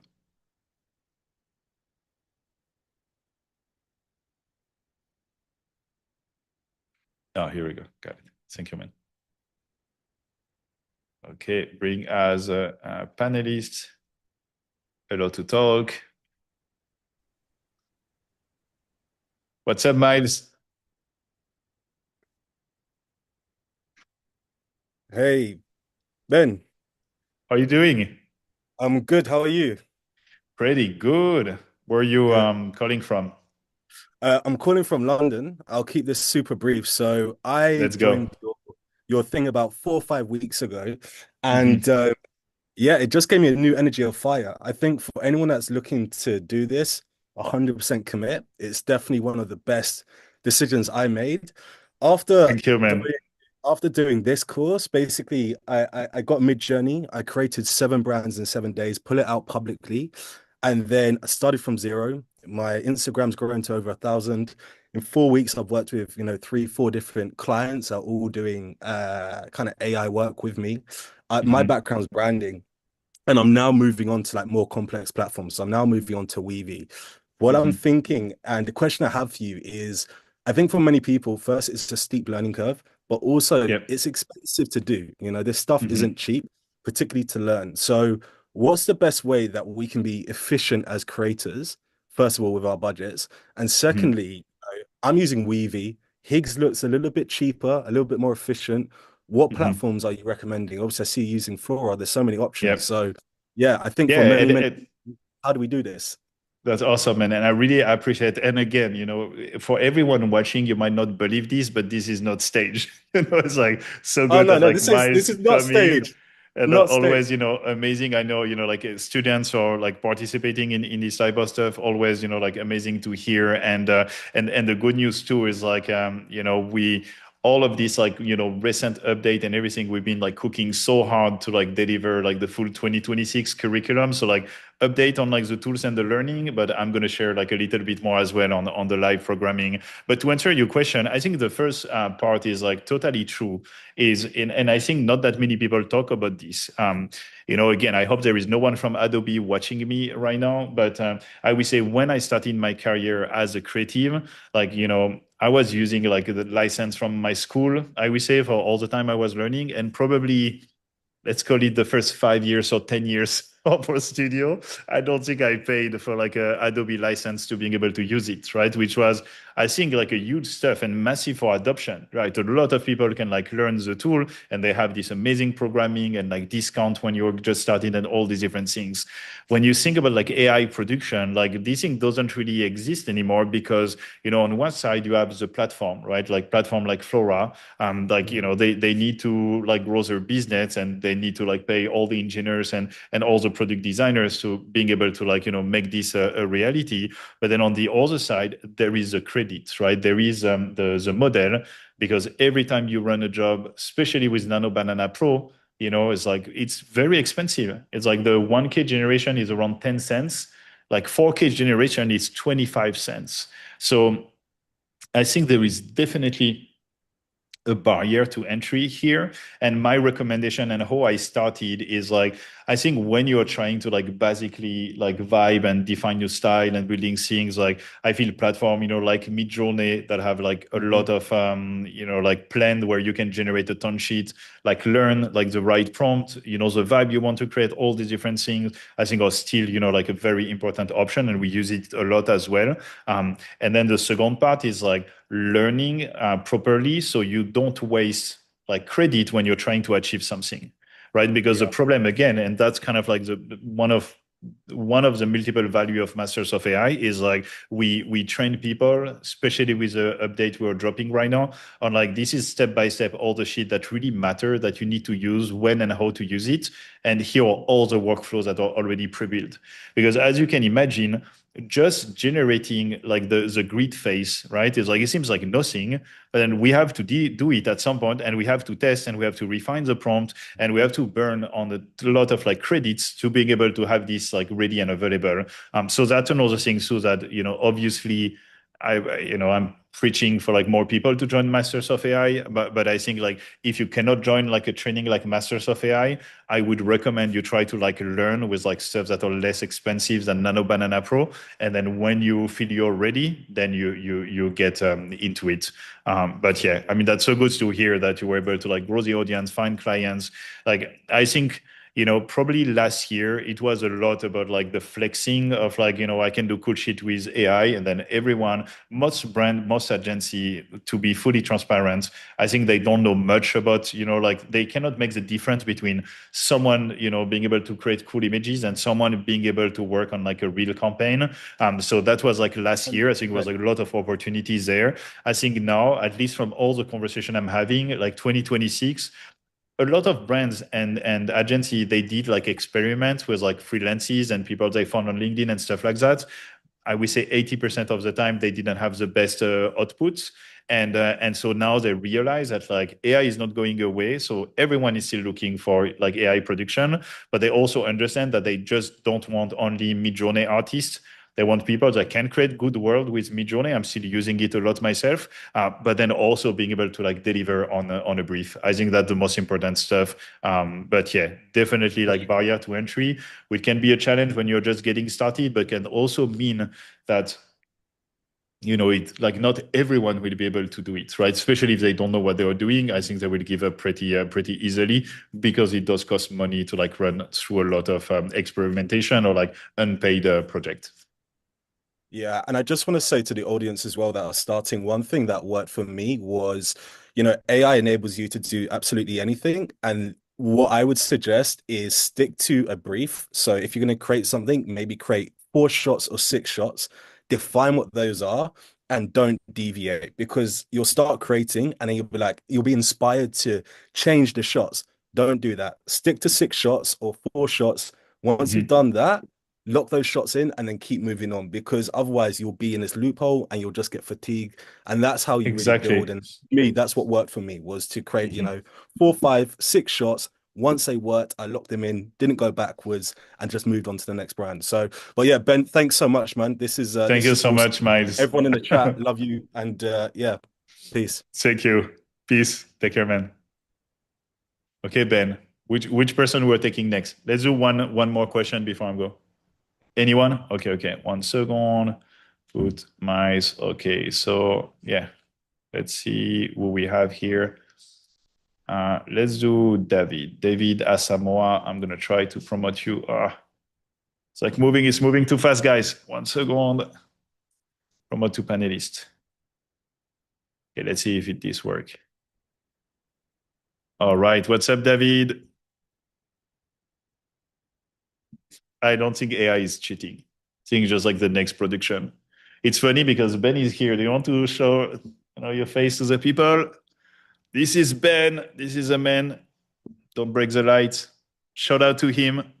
And so one thing that is, give me 1 second, David, and I'm with you. One thing that is interesting is like, Ben is like obviously working on, Premiere, editing all of the video and all these different things.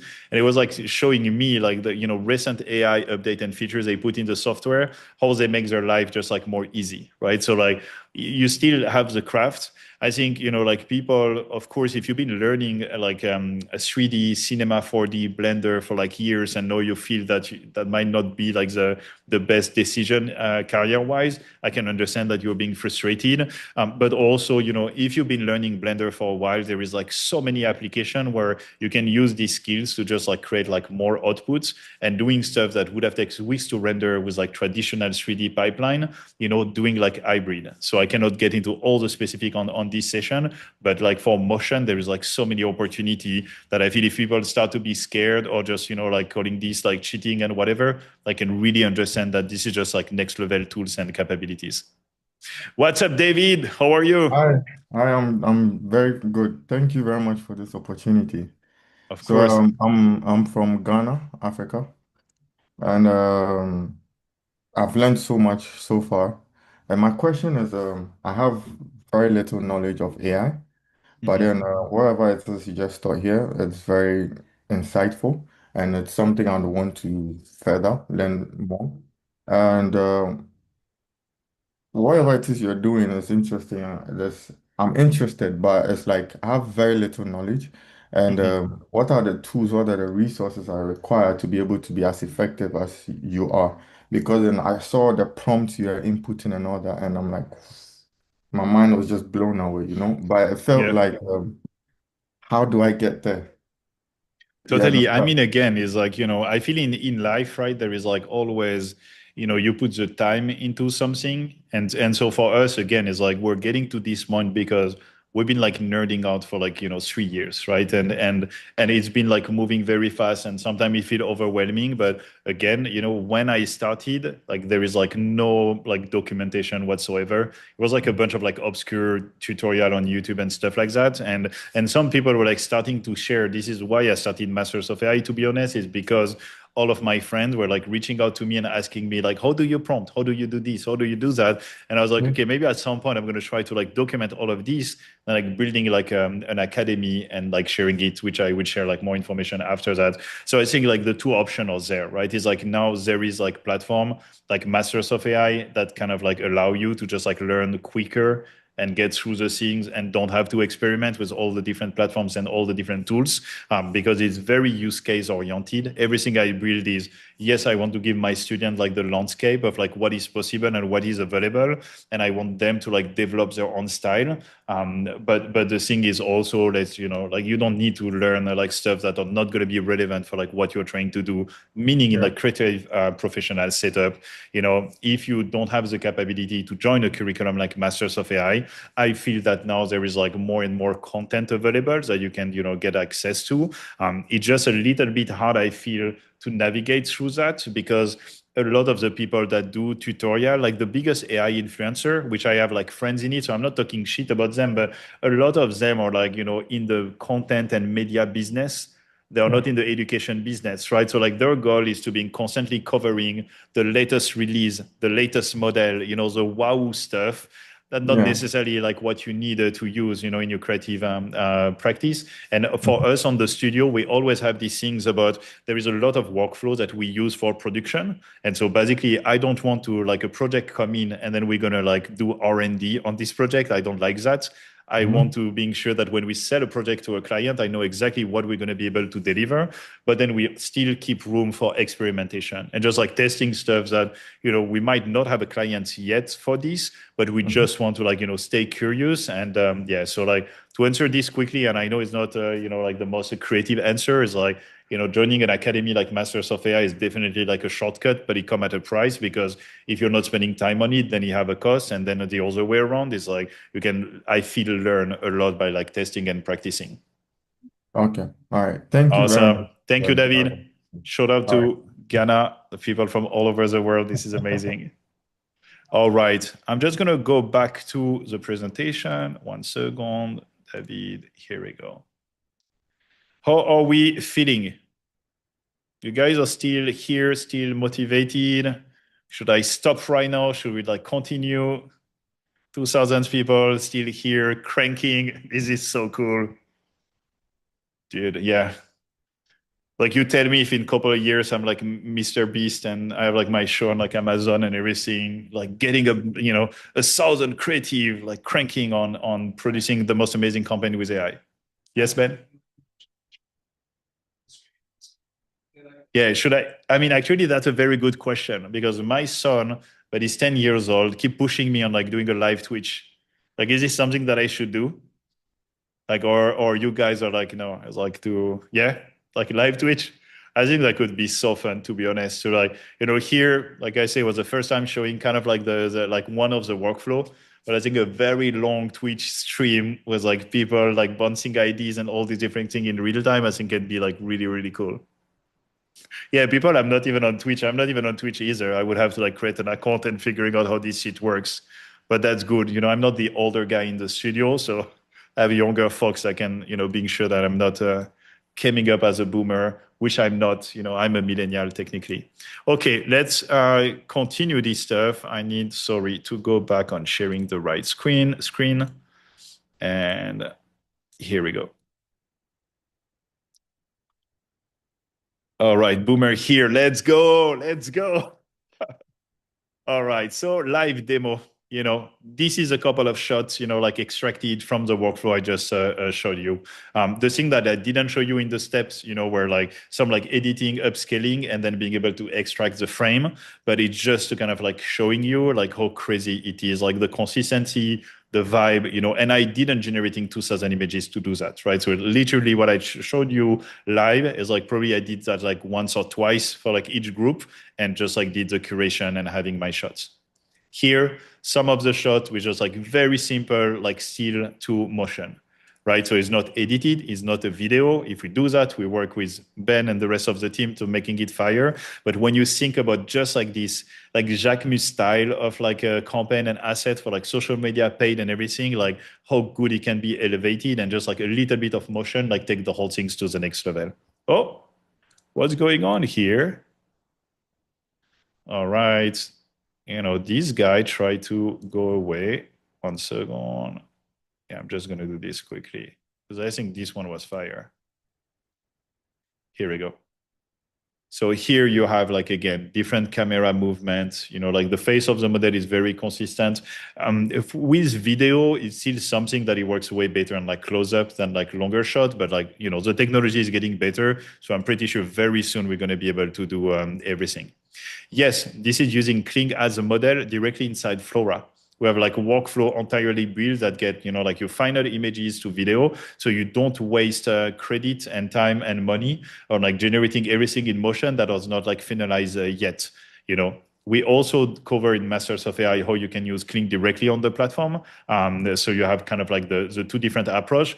But to be honest, like Flora, everything in one place, taking the decision, like collab work, having the latest model. So if I want to test one of the shots with VO or with one, I don't need to kind of like switch a platform. I really feel that I'm doing like a full-on sales pitch. Weber, if you're watching this, you know who you can get as your next VP of sales when I'm retired. Just kidding. And here, like all the shots, again, the one on the right, I think is like mind blowing to me. It's like, it's almost like, like bending reality. Like this is like not like a logical movement, like the AI kind of like mess up, but like the fucking location and the car like going up and like this like distortion, like so cool. It's like that changing everything. Like the reality, if you work in like film production, like even music video or stuff like that, like time is so limited, resources are so limited. You have the talent, you have all this shit to deal with. So basically when you're getting on set, like you're trying to get as much as possible. And it's like basically problem solving on the go, right? It's like here, like you're in the comfort of your studio, you can still go outside to see the world, travel, go to exhibition and stuff like that. But it's just, it's like totally different approach, right? To like rendering, being sure that you can push the ID to, and the storytelling wherever you want to go. So let's do like a little test for like everyone. If this wouldn't have been generated with AI, how much do you think would it cost? Not including the video, like the photo shoot. Like just like open to see kind of like what are people like expectation on something like this.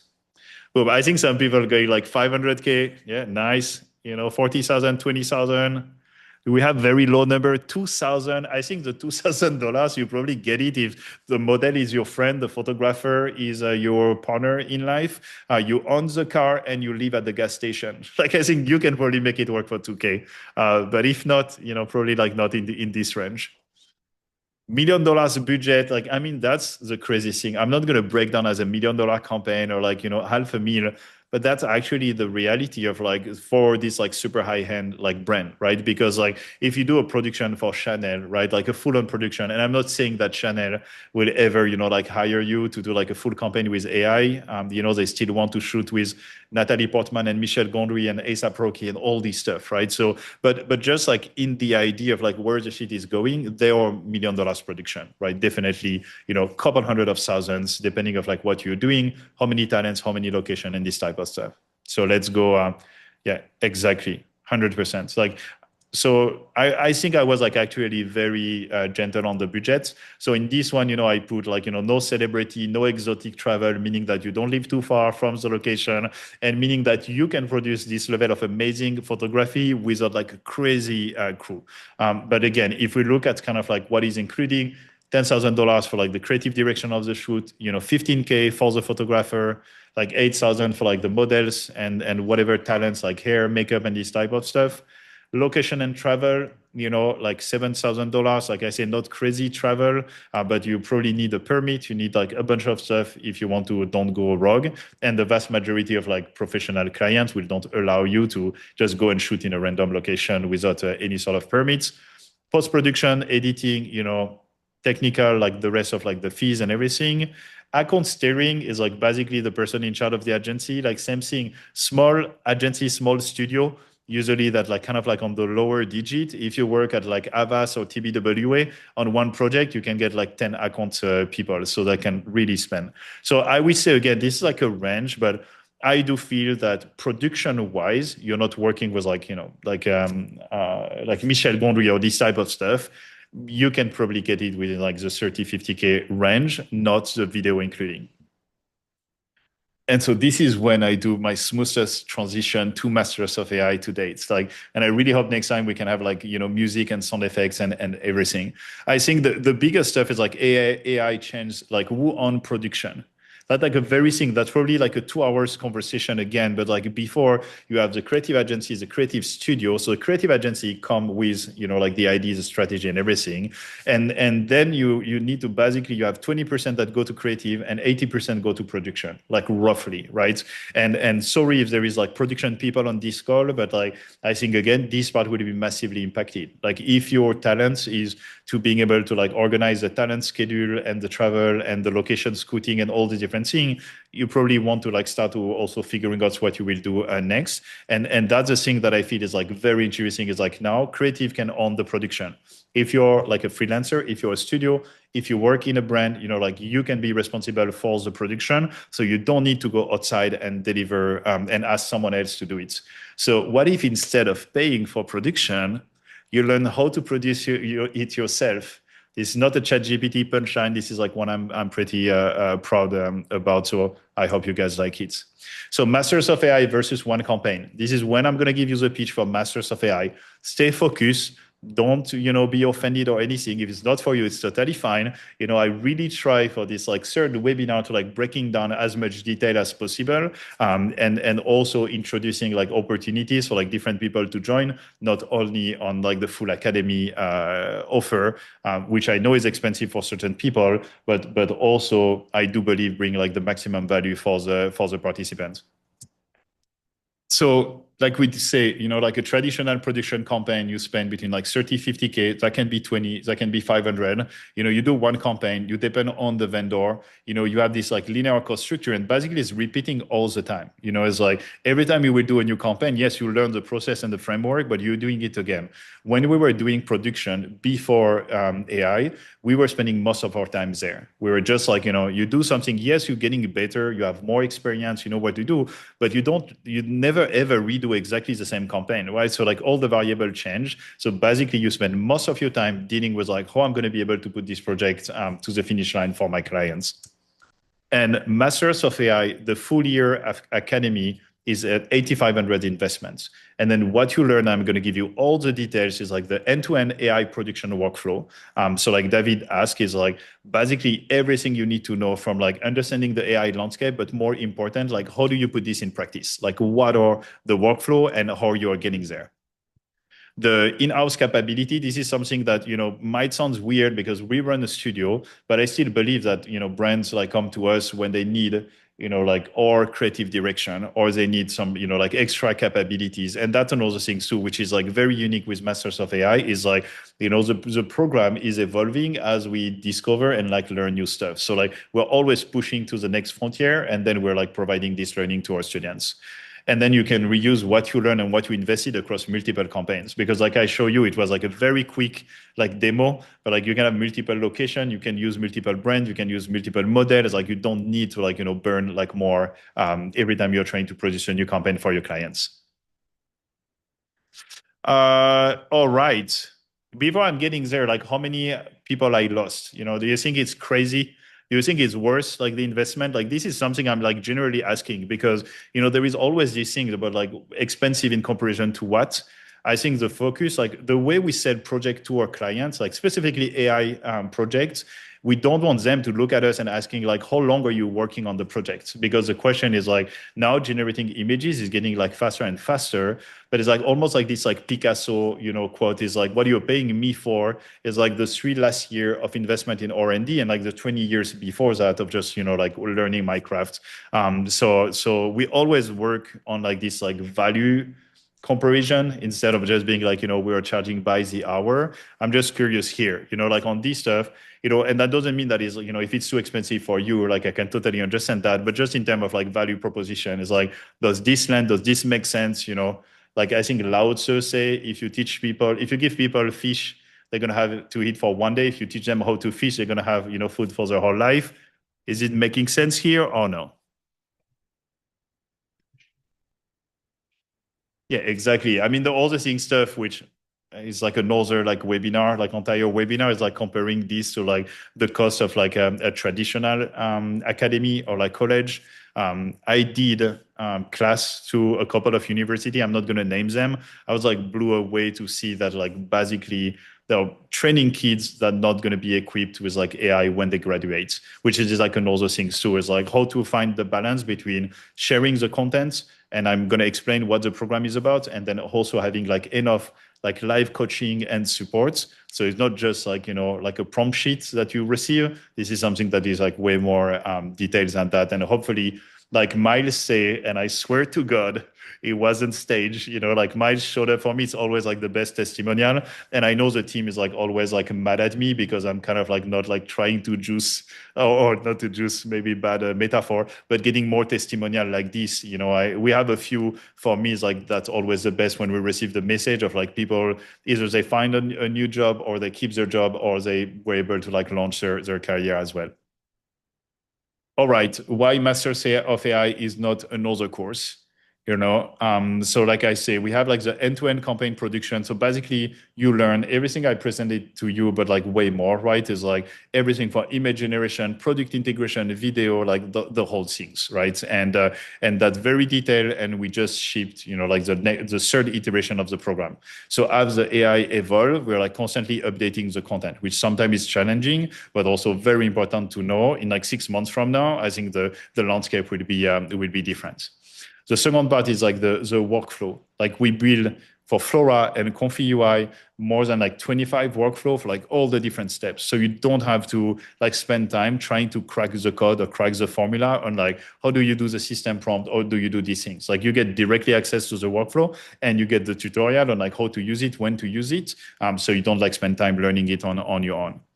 And then the most important part and the most different is like the live production, the live classes and the practice. So the way we do this, and I'm trying to be as digest as possible, is for 2026, we are hosting campaign modules. So we have like 6 during the year. There are 6 weeks modules with 3 live classes running with me, and basically the entire students like work on like a specific topic, right? So that can be still product photographic campaigns, that can be fashion editorial, that can be like series and fiction. So that kind of like, going across the time on top of like all the on-demand material where you learn the tools and you're like showed up to the class, like knowing what to do. So the live classes are like not about, Midjourney 101, is like, how do you take this to the next level? Then on top of that, we do professional practices. So there's a dedicated live session talking about, business positioning, all this good stuff. I know some people here like just like, I come for like the creative part and now Benny is talking money and dollar, it's like, that's the reality, right? Like you want to build a studio, you want to build a career, you need to be able to monetize it. And so same thing, having this like moment where like I can share our own experience and recommendation, not just for everyone, but like for every stage, but like depending of like where you are within your career and your practice, I think is also very important. And then we do graduation and then we do other live event that I'm going to share very soon.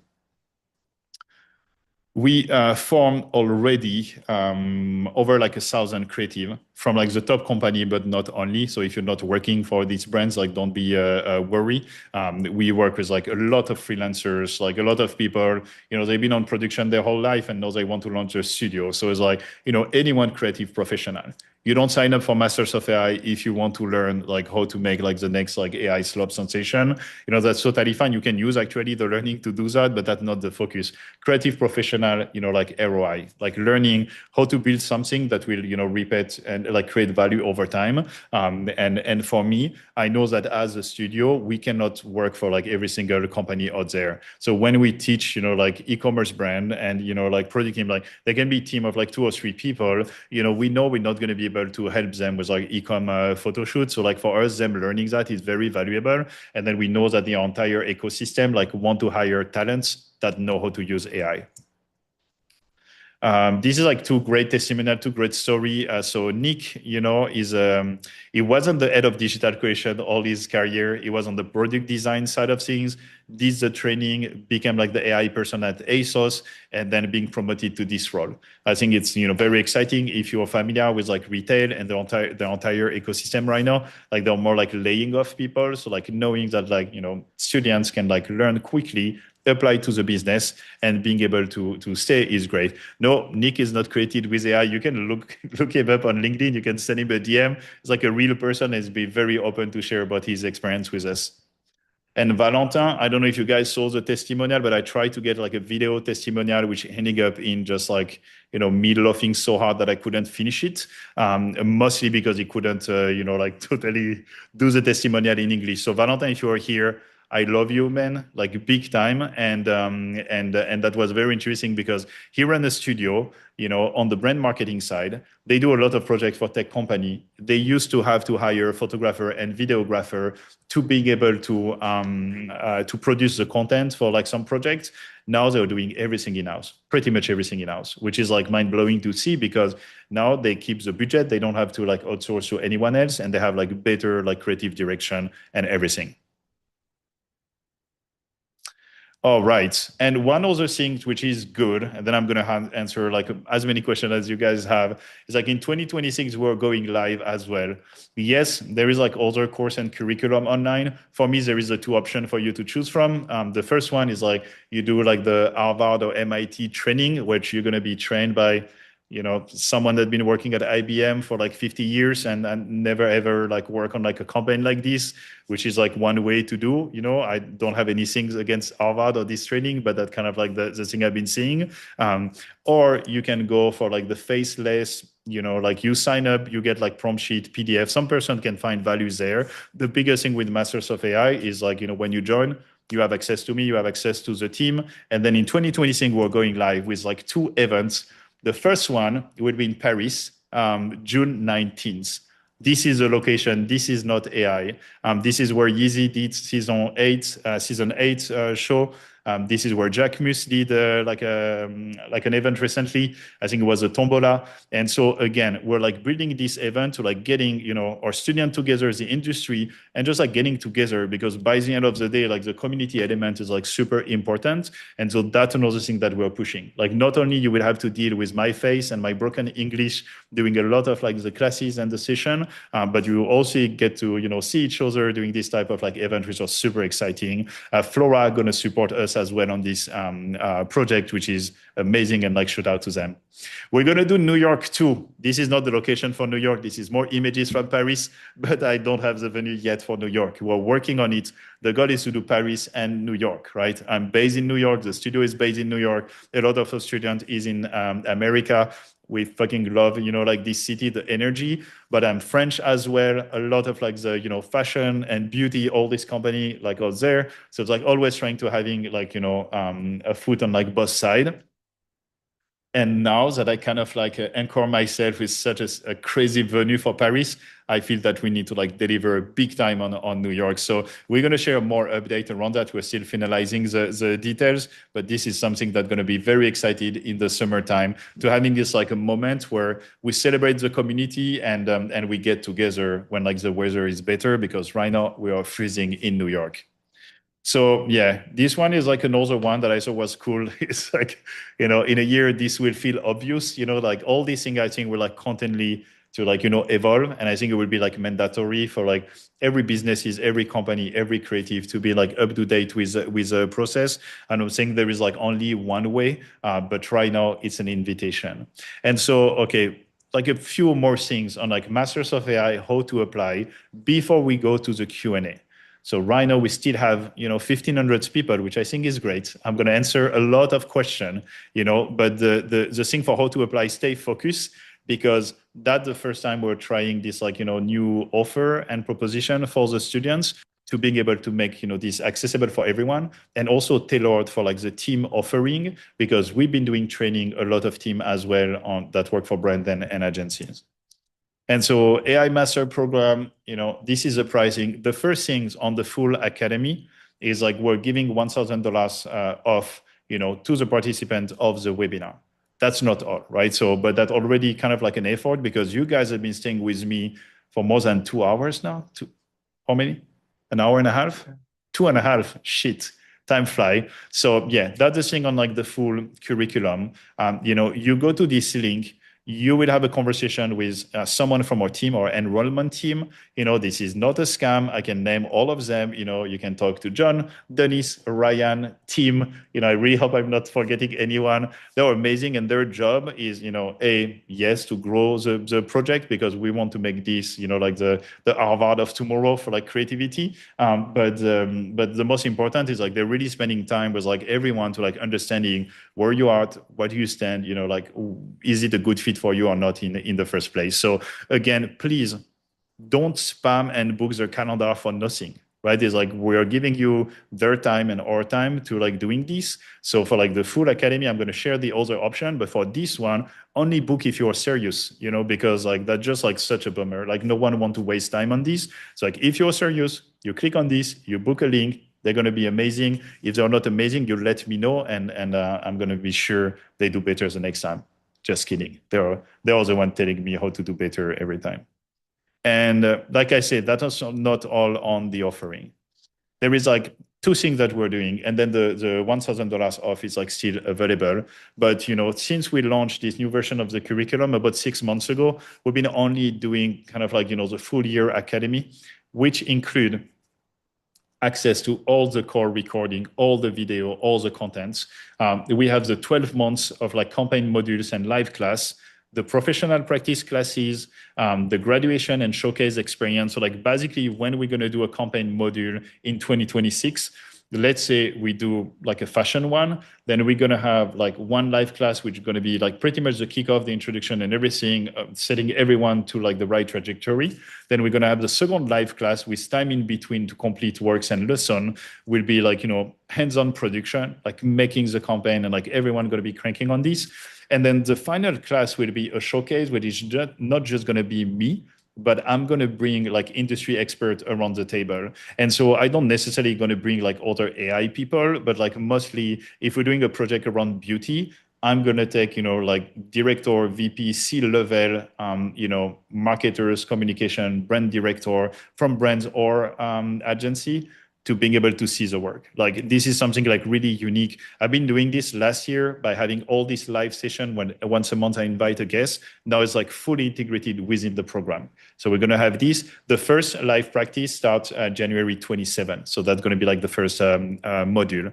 And then graduation certification, and then 10,000 free credits thanks to our good friends at Flora. So every student that joined, like you get the 2,500s already, and you're going to get another 10,000. They're not going to, cover your entire need in production in your whole life, but like definitely, I wish I would have that when I was experimenting first. So all the students will get access to this.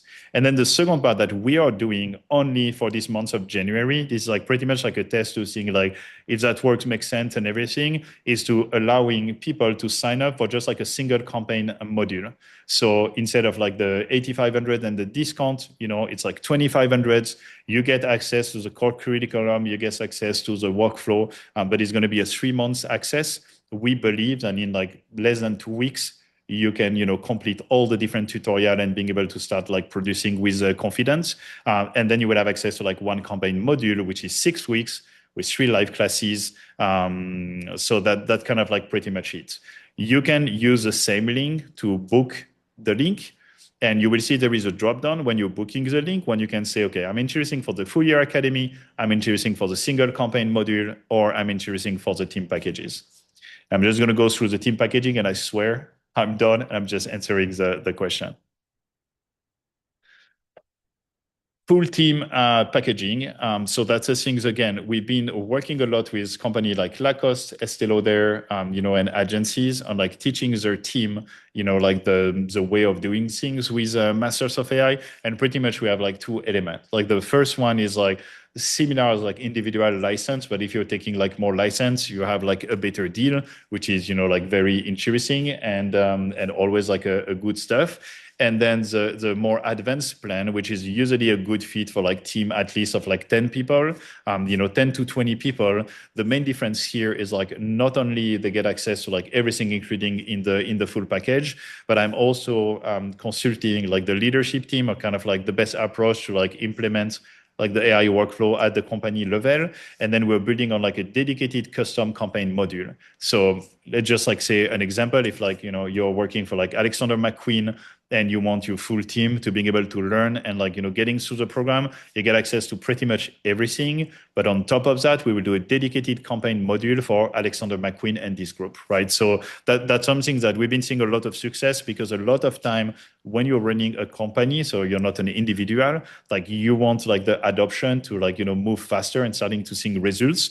So that's why we have these two elements. If you're working for companies or agency and you're interested in learning more about that, I feel that I already sharing so much information and I don't want to keep going. But again, best things to do, like you book a slot, you select that you're looking for like a team training and if it doesn't work financially, you can always go to like the single option first, but at least, like explore it, discuss with our team. They're going to be able to do like, in my opinion, a better job than me at kind of like sharing all the different details and answer this type of question. So that's it. You have the link. I'm going to take questions. So, how many people are still there? 1,200. That's all good. You guys are like done with it, or do you have questions? Do you want to continue? It's going to be like soon 3 hours.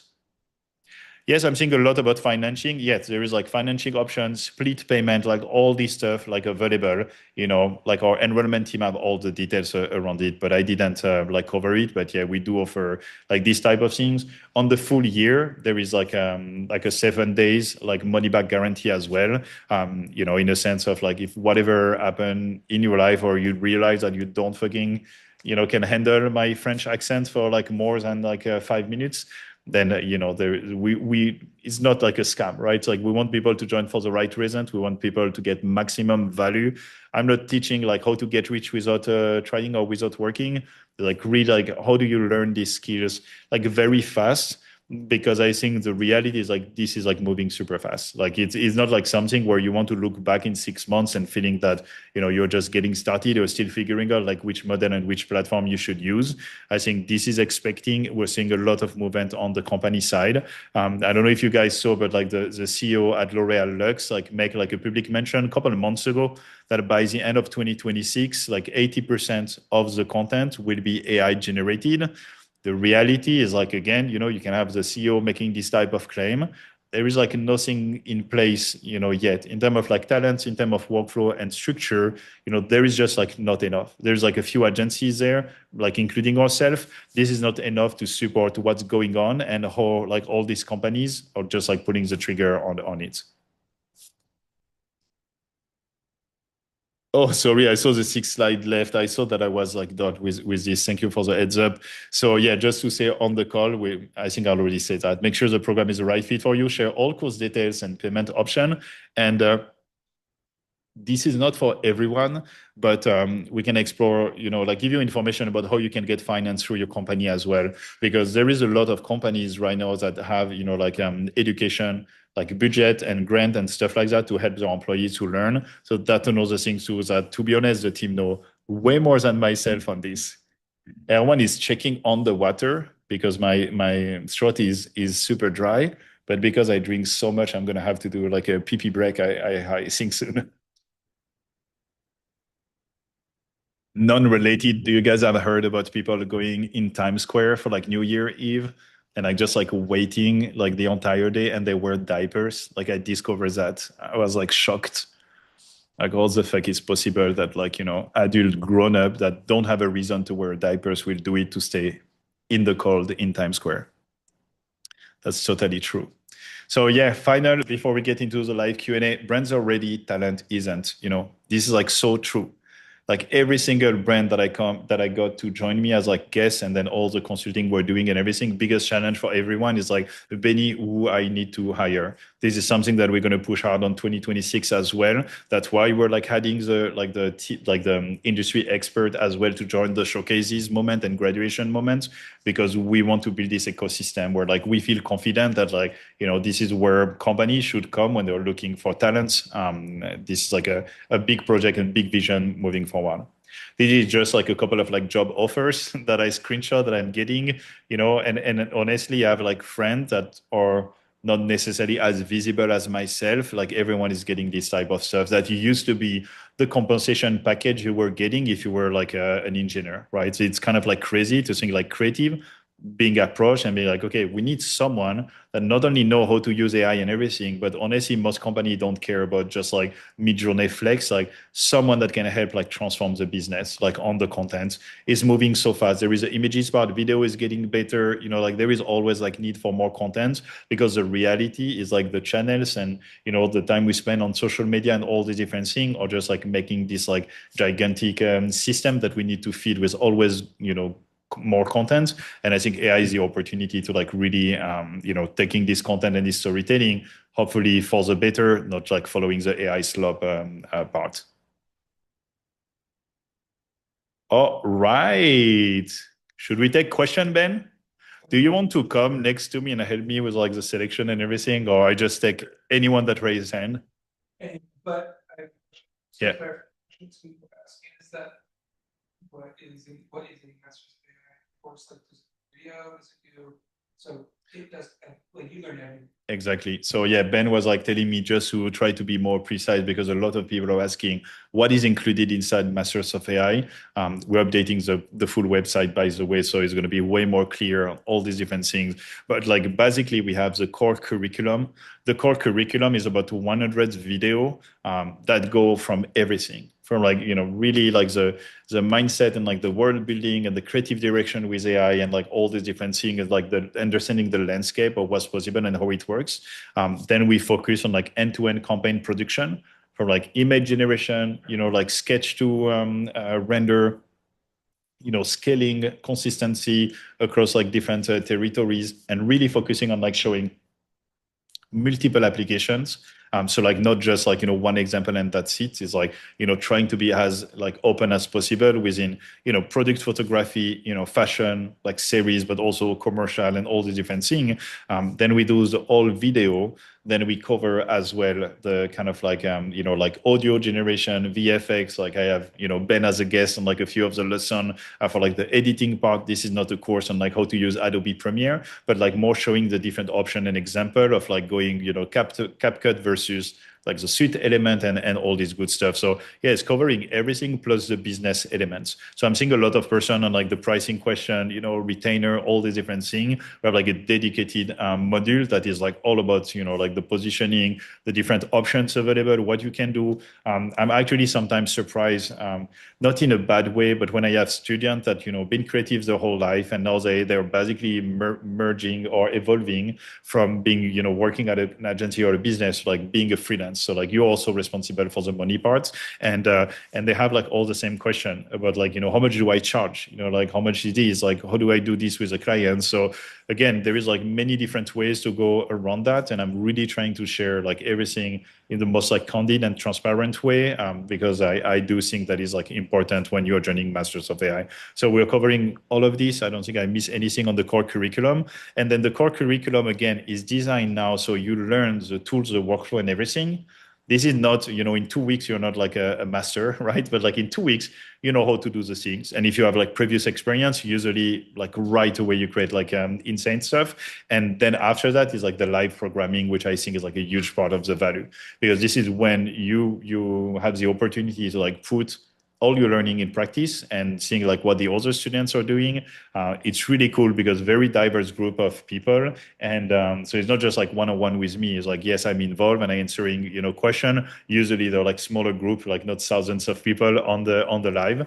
But definitely there is like the opportunity to like engage with your peer. And just like a lot of time we're hearing that, some people were like scared of like starting their own practice, and then through the Masters of AI programs they met this other person that just did it 3 months before them and share like how they were able to like get this going. So extremely valuable. And a big focus of mine 2026 and beyond is really to expanding beyond myself alone, right? So like still gonna be the one leading the whole things, but I also want to bring different perspective, like different creators, different like experts in their field, really to deliver like maximum value, because I don't think there is like anything to compare available on the market, and that's what all our students are telling us. All right, let's take questions. So I'm going to try to take Lee Han, Chronister, promote to panelist. Here we go.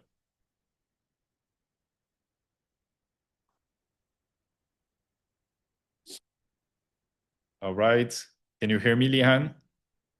And I don't know why I put the H there. Yes, good morning. Oh, good morning. Oh, I think my AirPod died. That's totally fine. I can hear you. How are you doing? Oh, 1 second. I lost the audio. Give me 1 second.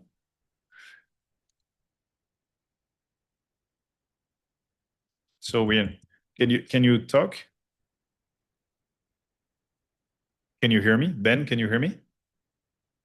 But you cannot hear Lian. Oh, I think connecting to audio.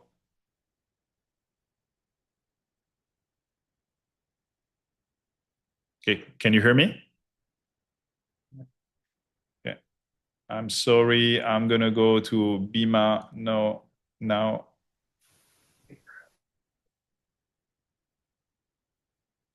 Okay, Bima, can you hear me?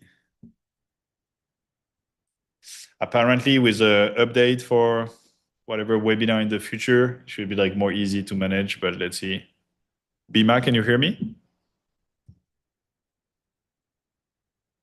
All right.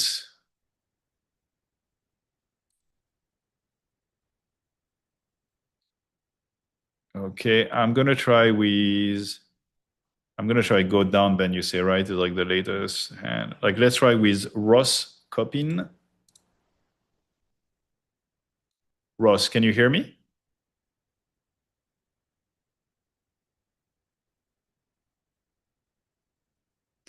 Hello, yeah. Hey, yeah, Ross, what's up? Hi, how are you? Good, and you? Yeah, good, thank you. Yeah, I just so I'm a London-based designer basically. I just wanted to know what the best kind of I wanted to introduce AI into my work, but kind of wanted to know what's the best place to integrate it. So is it in the concept design or anything like that?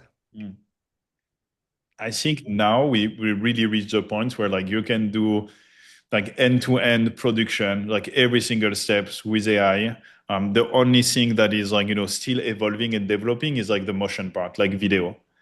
But honestly, like I think you can pretty much do everything, still images. You can do 80% of the work for like motion. And but then the only thing that I feel is not ready yet is like when you need in the piece of content you're working, like to have like proper acting and someone talking and this type of stuff. We've been seeing a lot of evolution in like motion control, so I don't think it will take too long for this to be like outdated conversation. But I think as of Yeah. right now, yeah, this is like probably like the limitation. And then of course, if on the like 3D side, you do like crazy advanced stuff, right? It's like sometimes we have clients that send us like references from like Tomorrow Bureau, for example. Like shout out to James if he's watching this. I mean, for me, these guys are like the Pixar or like the 3D motion commercial world, right? And there is no way you can do that in AI just yet, right? And it's probably going to take a minute to get there. So I think it's like always also like, what are you trying to produce, right? So if you want like something as advanced as like the ASAP Rocky latest video with like full camera control, all these different things. Like, no, you can do something with AI that's still going to be like good and valuable. And I think what is also important is like when you work on a project with a client for AI, is like you can set the expectation right. Because as a creative, I think we're a lot of the time problem solver, right? Is like, so even if the clients come up with like a reference that is like too crazy to do with AI, maybe we can take the script or the ID and like give like other like direction and opinion.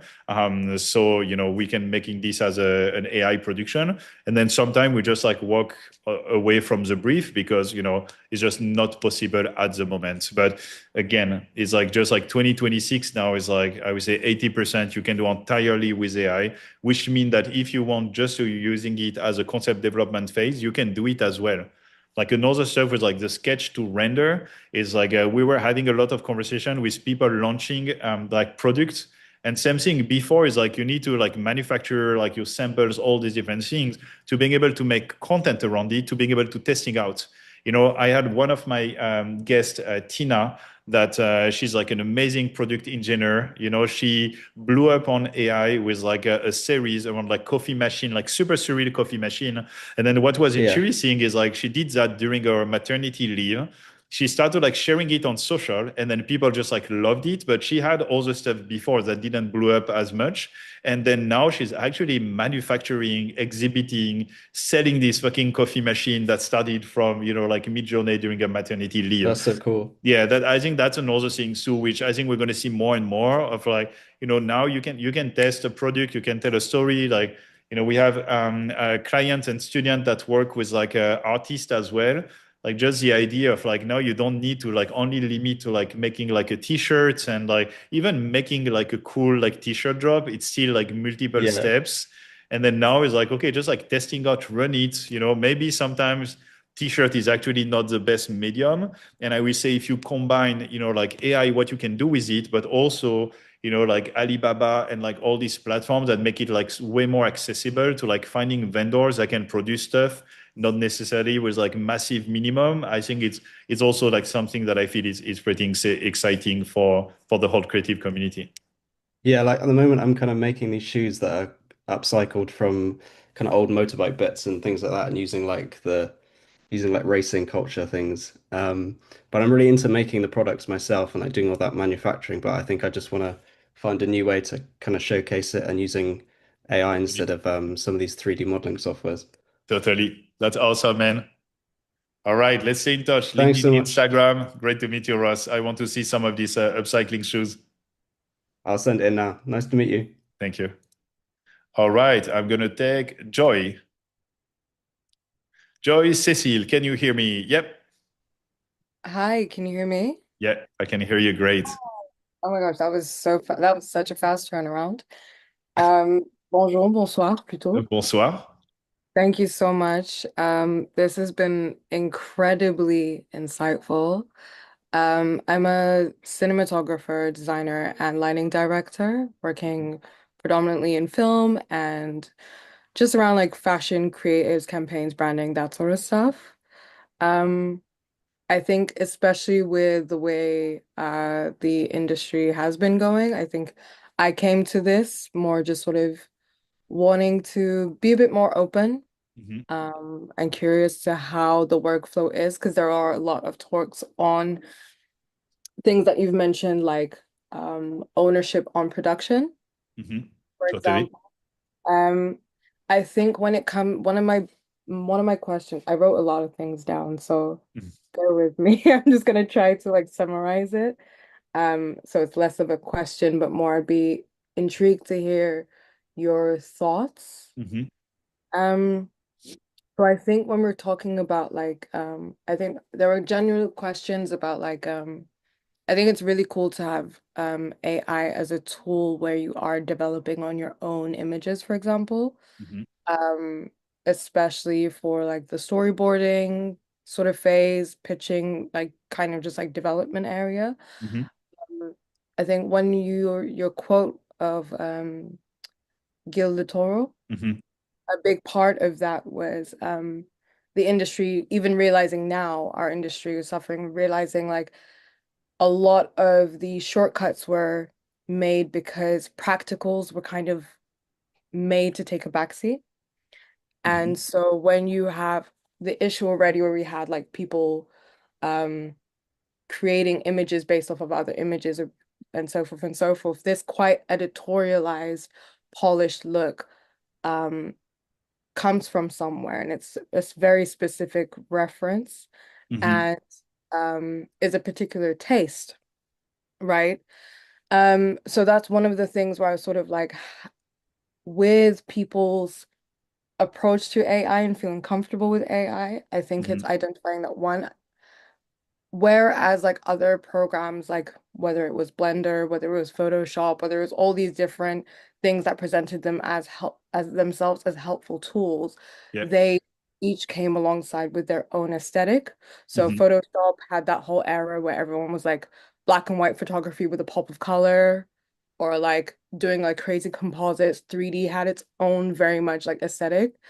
Where we find with AI in trying to replicate this high-end editorial effortlessness, you know, it's kind of, for me, in the way I look at our industry, it's like, one, if I am feeding my own images, who then would that essentially be training Flora's model?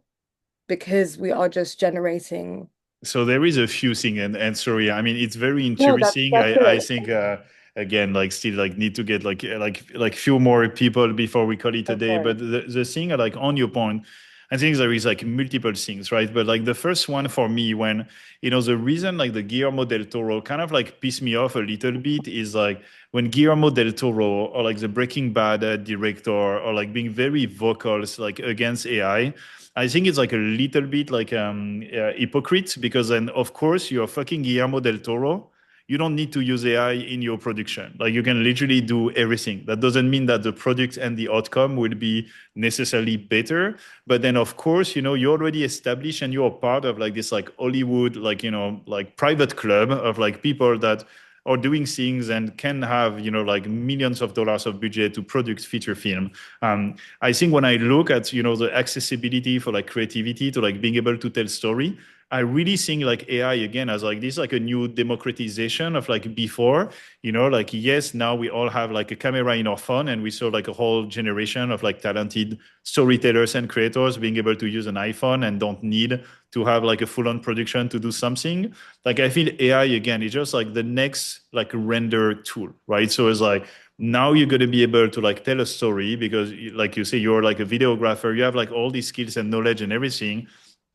Now you're going to be able to like produce, which I think is amazing overall, because I feel we're going to start to see, like a more diversification of like who kind of like or the gatekeeper of the content, right? Is like we're working on short series. Like I don't need to get a deal with Netflix to being able to like produce my story. For me, I think it's amazing. I'm the generation that saw, the internet happening and the democratization of like information. You don't rely on traditional channels and all these different things. So that's like one side. The second part you mentioned is like pretty much like not like ripping off other people aesthetic and work and like doing it like the most ethic way.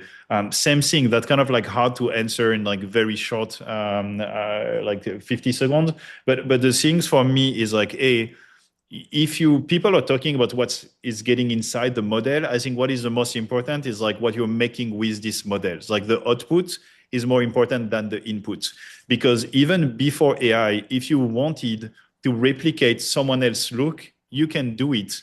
And no, like, spoiler alert, a lot of the time before AI, you work with the clients and they're going to give you references and they're like work of other people. And they're going to ask you like, can we make our film or photo shoot to look like this one? And your role as a creative is to kind of like, okay, let's use this reference. Let's make something new from it. Same thing with AI. Like, I don't think this shit like change. And I actually do believe, like seriously, that when you make stuff with AI, maybe not now with Nano Banana Pro, but like that, not like how we use it. We rarely use Nano Banana Pro to kind of like generate like our first like image. Like here for the example was kind of like the ingredient all put together. But usually we use like other tool to like generate stuff that are not actually we cannot find anything similar on Pinterest or Cosmos on other platforms. So I think that, that's a lot there. I think like, yes, like creative has a responsibility to be ethic, like as ethic as they can, but also, just like rejecting like AI for like the Guillermo del Toro type of stuff. Like for me, it's because Guillermo del Toro don't actually understand, what are the steps and how you're going. And then also understanding that as more people will be able to do like cool e-com photo shoot, whatever, then us as creative will have a responsibility to just do like even better stuff, which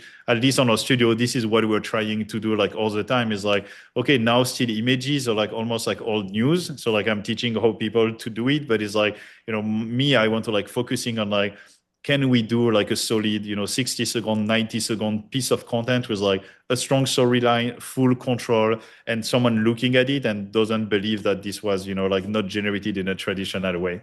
So yeah, sorry, that was my long answer to your long question, and I No, no really hope worries. that That's give you perfect. context here. No, I appreciate it. It was, as like I said, it was less of a question and more curious to see Totally, like like your yeah, what are input my and 2 cents stuff. on this? Yeah, no, but thank you so much. I Thank really you, Joy. Okay, I think I'm gonna try to take 2 more people, not because I'm too tired, but I'm gonna pee myself. Dude, like I really hope no one is like recording this. But it's been how long, Ben? 3 hours more? Dude, it's like my training for the live Twitch. We're gonna do 8 hours, so 24-hour stream. Okay, I'm gonna try to get Andre. Andre Calderon, what's up? Can you hear me? Yes, I can. Thank you, brother. Appreciate it. Very informative, very fun. Just a quick question. I'm an architect. I'm out here in LA. I've worked in New York. I've worked in Florida. I've worked private. I've worked public. I've been getting asked a lot of questions about, AI in construction, and that's a whole nother topic. But how do you see the blending of AI in other industries of the creative, right? So architecture is a little bit more technical, right? We're creating more than just a still image. However, a lot of what we do and sell starts with the first rendering, starts with that still image. Are there any programs that you see now or hear of? And then, what would be your foresight of it tapping into Totally. I mean, that's a good one. So there is like few things again that are kind of like part of like the update and all the workflow we build with Flora. We did like a specific workflow that do like sketch to render and then full camera control over the render. And so I think for like, that works for product, but for architects, I think is like very important. I was kind of like messing around from like a sketch of like, just like a rough, like, interesting building to then generate like a Starbucks store in Kyoto and then having all the different views to then being able to like, put them together to create like exactly as like a 3D render. And so this stuff is like great because again, now we don't really need like an AI tool for architects.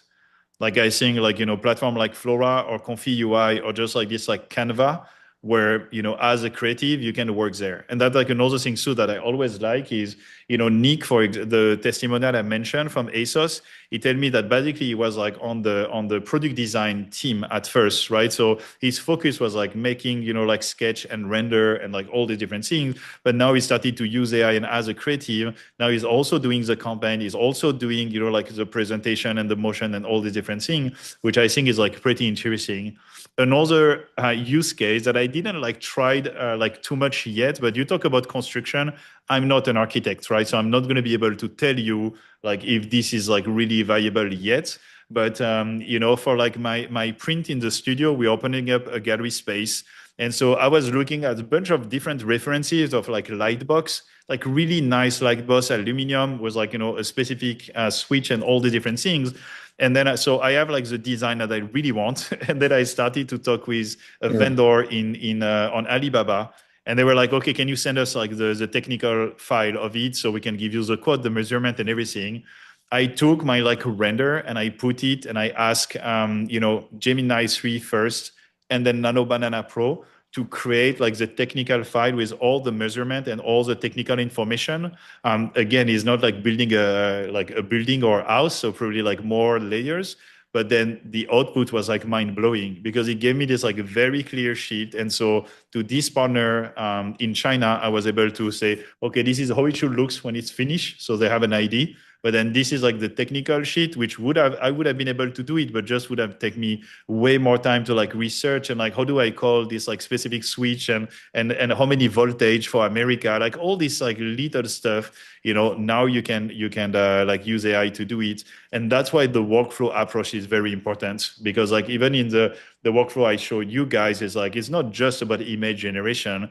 There is a big part on the LLM, which is like the Gemini, the GPT of this world, that also, they are like your second brain, right? So they can like, create and describe better than what you would do and just like expand the capabilities. So I haven't tried the like take this image of a building and give me like the breakdown on like a technical standpoint of like what are the material, what are the things, but definitely something that is worth trying. And yeah, I think like AI is the future for like any type of stuff. And for me myself, being able to explore like video, animation, building object and everything. I don't have like a product engineering background.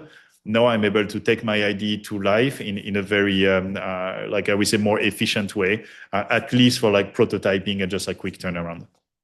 Thank you. That was very informative. Yeah, I'll play around with it. I'm just now starting to break the surface, and Awesome. Between imaging and building and graphics, I'm excited for where it's going.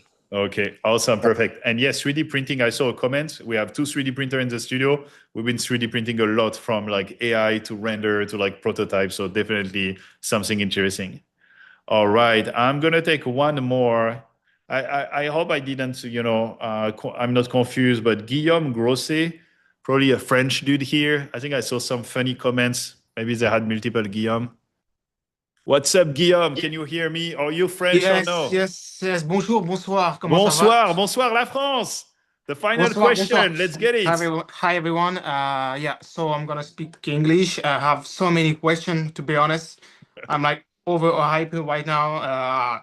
I feel like I don't know how to describe it, but like 3 months ago, it was my first time in New York, and I feel like taking a slap on my face, and I feel I have the same sensation with this webinar, and I have a strong, powerful vision with that, and I think it's a key for me right now.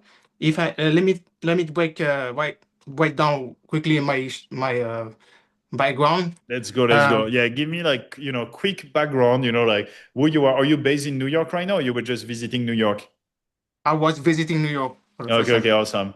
So yeah, just like quick background, so I know, what do you do? Like try to like keep it as a Yeah, sure. I'm gonna keep short. Yeah. And then the question, like again, let's try to like don't ask 3 questions. Like yours the last one. So if we have like follow up, we can do it. And again, some of your comments make me laugh in the chat. So let's get to it. Yeah. So my main background is like in sport marketing, and then I decided to change my career into product designs. So Okay. it's been like 1 year I'm in product design, and I'm also a student, also online, and I learned everything like in 1 year: sketching, rendering in Adobe, trying 3D software, 3D, Blender, Rhino, Nomad Sculpt. And I also initiate myself in 3D printing. I got my own 3D printing, and I feel like everything is connected to AI. So I have my personal. I want to do my personal brand, accessories designs, Yeah. and I have so many questions, but I have one question. It's kind of tricky question, or maybe perhaps like daring question. I was wondering if you guys do like traineeship or internship monitoring, because I'm ready to give up everything in Paris to come over And to come and learn. move into the studio. And we're like expanding our studio. We just like signed for like a second unit, so that's gonna be a gallery space. The man, I appreciate the love and what like everything you say. Just before we talk the internship side, right? Is like, being able to kind of like move from like your traditional background in marketing or like producer or like whatever, and then now being okay, I want to like design the product and take it to the next level. I'm seeing this like happening a lot, right? Which is like very Yeah. interesting, because again, before, like if you have like an idea and you want to launch a product or like a brand, like it was very hard to do it by yourself, and a lot of like upfront investment and this type of things, which I think now again is like you can still sketch and like design and doing all these different things. Then you can render with AI. Then you can put this into like, context. And then again, before you spend too much money on like prototyping sample and like something that people will don't care, then you can build your audience on social, like Tina that I mentioned with like the coffee machine project, and then you can test also with like a little bit of paid ads or like influencer, like all these different things. So I think this is like huge for like small business owner, like independent brand owners. Is like almost like changing the cycle of like before it's like you spend a lot of time like designing, producing, you get a ton sheet of stock, and then you figuring out marketing and you need to sell this inventory. Like I think now is like we're getting almost in this place where people are getting used to like the pre-order mechanism, or like to have to wait a little bit when it's like justified. I can show you here. Like this is like one of like our upcoming drop, but like the Cosmos Shogun, right? Is like this like I whole like it. thing like start from like a sketch and then a render, and then look, this is like final products, and then we're gonna do the release in like multiple sizing and all the different stuff. So that's very exciting because as a studio, like we're a team of 5 in total, but we can do stuff that previously you would have need like 15 or 20 people to do the same amount of project and output. So that's exciting. So I think this thing you should go for it. Internship. Right now, we're not taking interns. We're actually hiring people. I'm going to share like next week a couple of like job position, but to be fully transparent, we're like more looking to get a couple more like very senior like Avengers around the table. Again. So like writer and creative director and like all these different things. So I'm going to share. But again, because we're taking this new space, but we have a lot of like setup to do. So probably a couple of months. Then maybe like if you reach out to us like in spring, maybe we'll have like opportunity to get like someone. But like in the current studio, we're just like it's a big studio, but because we're doing production and everything, we're kind of like at capacity, and now we're like expanding. But yeah, so not at the moment. Follow me on social media and like being sure you reach out Sure, again in a couple of months. Yeah. Yeah, sure. I already followed you, and yeah, I totally get it. Don't worry about that. Yeah, because also I already did a catch-up meeting with Tim. Tim. Awesome. Yeah, he's yeah, the best. yeah, I mean, yeah, I don't say and that the others are great too, but Tim is dope. yeah. So yeah, I've been, also doing a catch-up just after this. Mhm. But yes, Awesome. it's really amazing that what we are capable of doing right now nowadays. Exactly. And it's Uh, just getting started. So, in like 6 months from now, I think it's going to be like crazy. And that's kind of like, sometimes it can be overwhelming, but to be honest, it's very exciting to like being part of this like evolution, right? Because, when you're kind of like born, like in a period where like things are kind of like, standard, like even me, like when I started my first studio, like 20 years ago, like, yes, it was the beginning of social media. So it was still a place where like, new medium, new format and everything. But a lot of like the agency brand relationship, they were pretty much set up, right? So it was very hard to like finding the clients. It took us a couple of years to get our first project with Nike, because again, how do you differentiate yourself when like the market is already pretty mature and saturated? And I think with AI right now is like almost like redistributing the cards. And same thing when if you're looking for a job, it's like it's just like crazy to think that and I feel bad for like some of my friends that are like senior like art director and everything at agency that did the whole career, but like now it's like really because the rules entirely changed like very quickly. Like even like big agency, like they're not looking at like, oh, show me that you have this resume or like whatever diploma or anything. It's like this is bullshit. Like I would not hire someone because they did like the most famous design school right now. It's like I want to hire people that have like a real connection with like what's going on, like the culture, why this is cool, why this is not cool, understanding all this stuff, and then yeah, demonstrate like curiosity, right? Is like also very important. Like same thing. I saw people asking like, do you hire from the course? Like, like I say, like anytime we have like an opportunity, we're sharing with our student first. So yes, 100% when we open a position, we're going to do it. 2026, all the work we put it into the curriculum is to being sure that all our students, like they get to like, experimenting to like, like unstoppable, like very, very quickly. Because then when we have project, no matter if it's like a freelance position or like a full-time position, like we know we have like people that we train and they were able to like deliver on the highest standard. So yeah. yeah. Yeah, I'm gonna find a way to onboard this program. I don't know, no matter what, but yeah. Awesome. Thank you, Guillaume. Yeah, if you Thank come by to Paris, come by to Nike. I I'm will. I sure will let you know the event, June. You know, man, we're gonna share more information very soon. I Okay, see you there. perfect. Thank you. Appreciate Take care, Guillaume. Thank you so much. Thank you, everyone. There is still 600 people with us right now, which is crazy. Thank you so much for staying. I hope it's not the vast majority of like not takers, but I don't think so. Like, give me like yeah, let's go the chat. Let's see like making it blow. It was so cool. I think I'm gonna need 2 days to recover now from this session, but it was super exciting. I hope you got value. No matter you join Masters of AI or not. Like, of course, this is a platform, but also I feel this is so important to have this type of conversation and like educate the whole space around it. So yeah, let's stay in touch. Thank you so much for tuning in. And hopefully I see you next month for another one. Maybe, maybe not. Like, be sure you follow us on all the social to stay up to date. Take care. Love. Thank you so much.